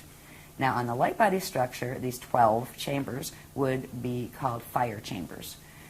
On the spirit body, they're called Allurian chambers. They are actually the chambers within which they interact with the dark matter body that form atomic structure when the body is working properly. This is how stars actually birth atoms, and they don't just birth a few, like 3 primary ones, and they all bump in together and then form the next couple. It doesn't work that way. When it's actually functioning normally, a planet, a star, or a person generates their own 144 elements, prime elements, that then go to form the natural chemicals that would be in the body and all of that kind of thing. So there we have the template, the human aspect of, of this mixed race we call humanity. The angelic human aspect does have the core pieces of fragment DNA that correspond to each of those 144 elements. Right now on the planet body is not manufacturing 144 elements because of the mutations. But we can begin turning them back on in our own body because we are connecting now not just to the Metatronic spiral that is working here, but we are progressively connecting our bodies into the Christic spirals that are being hosted by healthy living systems, which means there's an alternative of energy flows that we can use. We can begin the process of activating our Allurian chambers. And the Allurian chambers are interesting if you take away all the other things like the spanner gates and all that, and just look at the basic structure. On one density level, just like when we looked at the things that became the spherical maps, where there were 4 of those sets, right, embedded. Well, this is 4. You have one for D1, D2, D3, and then what's called the density level one, and that's the one that corresponds to, let's say, the space between D3 and D4. All right, so you again have a 4-level structure. Each one of these, like say on D1, manufactures a set of 12. A set of 12. These each manufacture one of the elements, one of the 144 elements. When you take it all the way up to the 12-dimensional structure, you will get the 144 elements. So each line corresponds with a certain specific set. On D1 it'll be this. On D2 it steps down to that. On D3 it steps up to that. We went through a whole series of things that explained this process in depth, right, as far as how the elements are manufactured, how they're supposed to be manufactured in the natural structure of the spirit body. And it had our own atomic chart, like the kind that resembles the atomic chart that you see in physics class or whatever. But there is another way to, instead of like analyzing and memorizing each one of those by their proton number and all that kind of stuff, because that's what it is. It's the proton numbers. That's how how science here keeps track of it. And it's the same thing. It's the same atomic chart. You have your hydrogen all the way up to things that don't have names yet because they haven't found 144 here because they're not here yet. There is a way to trigger the pieces of DNA that are connected to each of these. We still have the dormant encryption in the DNA, but because it's not materializing on the planet because of the mutations, it isn't assembling in the DNA or our bodies. And some of those elements are essential to the biochemical processes of transfigurative ascension. there is a way. Now again, if we look at this, it's a pretty little thing. This is again putting the flows back where we just had the lines showing there, the lines with their atomic numbers on them, right? This actually is there's 4 layers to this, which corresponds to the 4 sets there, and it has its 12 flows. Each of these has certain sets of colors that not only go with what comes up the center line, but if you'll notice on this one, and I have it upside down, if you notice on this one, it has to do with the circulation where energy comes up one of these and then flows down these. It actually comes up through, I believe, it goes out. Which ones are axiotonal? This is the interface between the 12 lines that are of the spirit body and the 12 lines that are of the light body. And there's an interaction between them, and it's through that, you also have the Rasha body in there. There's 3 different currents running that actually form the elements that are the atomic elements. And these flows that actually come up here, and I just have them going over here and then come back down here. So there's this interaction where these base elements here will come up and they manufacture other ones as they interact with the currents that are coming up here, and these currents split and come down here, and that's going on all the way around, right? So there's this whole set of mathematical interactions that take place in the structures that unite the Rasha dark matter body, the spirit body, and the light body, through which the atomic body is formed. And these numbers correspond to the colors that correspond to the frequency bands of each of these. There would be a color. There's a color spectrum that goes, say, 1 through 12. 1 is red, D1 is red, D2 is orange, D3 is yellow, all the way up to D12, which is that white, the liquid light white color. So the colors correspond to the frequencies, and the colors correspond to, these colors would change on each line because the numbers change. It's called the mix master, and this has to do with quite a complicated process of what angles, which dimensional level is at. So they're not all on the same. You might have axiotonal line 1, say, here, and then it becomes line 4 on this level, and then it might be line 6 on this level, because of the shifts in these spheres, where they're not all with their 12s pointed up, in other words. So it is literally the atomic creation factory that our bodies are supposed to be, that a planet body is supposed to be, a star body is supposed to be, to begin triggering the activation of those 144 presently dormant, most of them, elements in the body.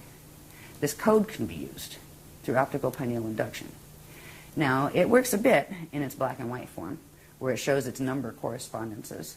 And the number correspondences correspond to colors and to the information that is actually on this chart, right, the technical mathematical information. But it is most powerful when it's in color, where its colors radiate. And we've been very, very fortunate. There's a lovely lady named Sue from England that does all our code work, and she does an amazing job with taking the codes. And it's this code. It's called the Alaria Rashatan. And this is the linking code into what is called, something that's actually activating this weekend, that is called they call it the Orb Reservoir, but it's actually the Aurora Reservoir. It is in the core of the planet, there's going to be a reservoir of energy coming in now from the Aurora continuum and carrying the Christic spiral frequencies. And that, just using this code, which actually contains all of the whole imprint, the whole template, for the 144 different elements, and simply you can just put out the intention, go down to Earth core, holding an image of it in your mind, just kind of like even inhale it once and go, just send down to Earth core with the intention that I want to ride the crystal spiral, right? And that is a start. That will link. It's that simple to link. Now, once you link, then there's the light body and the various pieces of yourself you might want to put back together if you want your fields to be strong enough to handle that period, the periods that are going to come up in between now and 2012. But it is the simplest host I have ever seen to be. We didn't have it this easy. The groups didn't. We had to work piece by piece, starting with the light body, just to be able to fix that level so we could bring those frequencies in so they could activate on the planet. Right? So we did a lot of hard work to get it to the point where this reservoir could be created that is available to anybody who chooses to choose to go on the Christos. So that is the first start. There's other stuff you can do, and there's we already have tons of techniques to begin the other parts for people who want it. If you don't want it, that's fine. But that is a linking code, and it's directly keyed. It's not just a pretty little picture. It is directly keyed to the atomic chart, the Alaria chambers, the Alarian chambers chart. There's a whole set workshop things that go with this, so I just tried to paraphrase it fast. I wanted to get that in there, and there's one more thing I would like to get in here. Oh, look at this. We're at the bottom of the pile. I'm so happy. Yeah, I mean, I love talking about it, but I get weary, just like people get weary listening to me. You know, it's like, yeah, I need a wake-up band sometimes in the workshops. You're doing a great job. Thank you. Do not worry. Try to do these the simple way. There's a lot of information in these, and I don't have to, I'm not going to read all the little pieces and stuff, that takes forever, but this information is in the Irish, the Ireland workshop, which is what, Sliders 5? 6. That was 6, right? Sliders 6 workshop has the whole set of these charts and talks about this. What you're looking at here is our sun, okay, in the center. This would be our, the solar plane, or where Earth is orbiting around the sun. And it's not done in scale, like, it's just done with that sun at the center just to show these relationships. Over here, you would have Earth with its staff and its rods and shield at its tilt, right? So actually, this is one of the rods, and this is one of the rods, or chambers. And the tilt here, you can see it on the shields. So that's Earth sitting at this angle in the solar plane, and this is like the solar north up here. The sun also has the 2 rods and the 2 chambers, right here. Over here is what you don't see, that because of the way the wormholes are set up, there is a direct counter movement and relationship between parallel Earth that is in that parallel galaxy. They've taken them millions of years actually to build this system, to twist things in this system enough where they could create this. But this is already in sync, and it has been. They had a big victory about 13,000 years ago. I think it was 10,958 BC. It's somewhere down here. Yeah, no, 10,948 BC. Right. So this is what you don't see orbiting right on the opposite orbit of Earth is parallel Earth. And that's on the other side of the wormhole structure. It also has its chambers and rods, and it's also counter-tilted. Where our tilt is this way, they're tilted that way. Through the center gates, the core gates of the sun, they link, and they form an open wormhole network at the center of the sun. Now this is just what happens all the time since they built this system.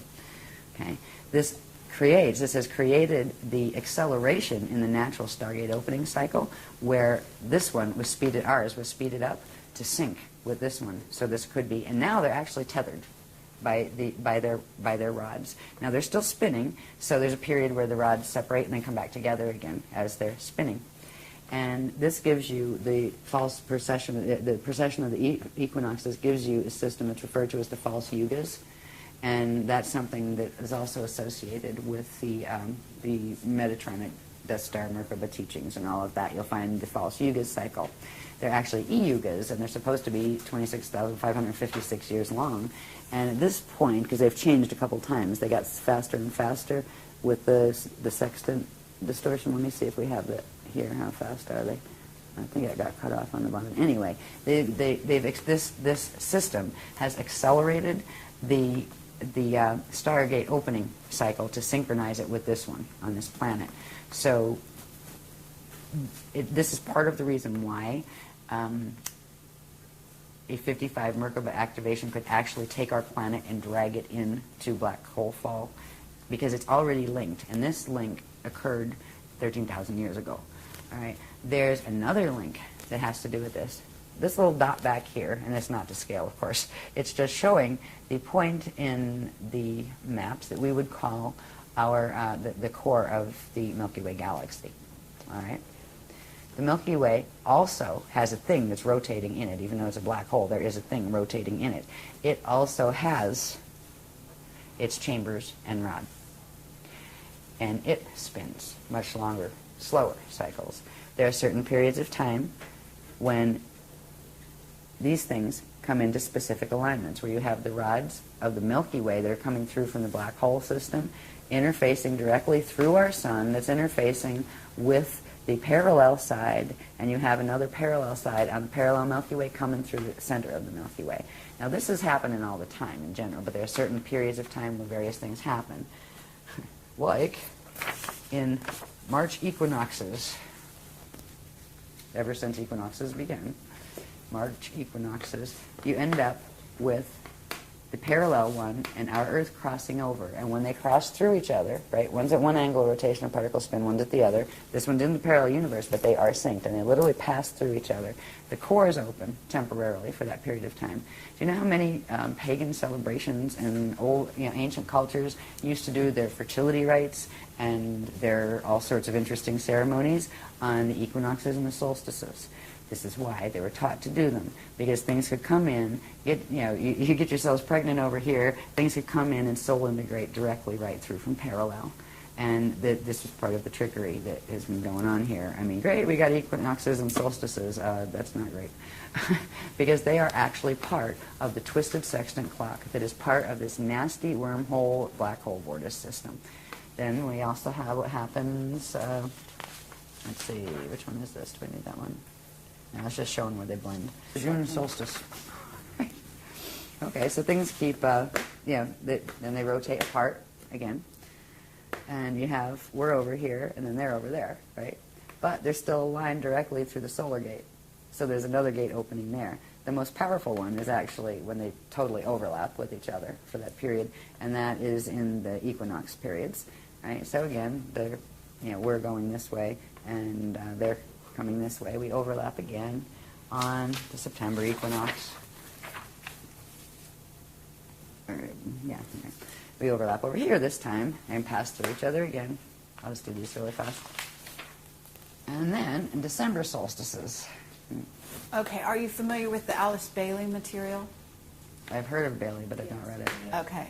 And, well, they talk about it a lot about, like, the Buddha festival and various festivals that go on various times of the year. And full moons mainly.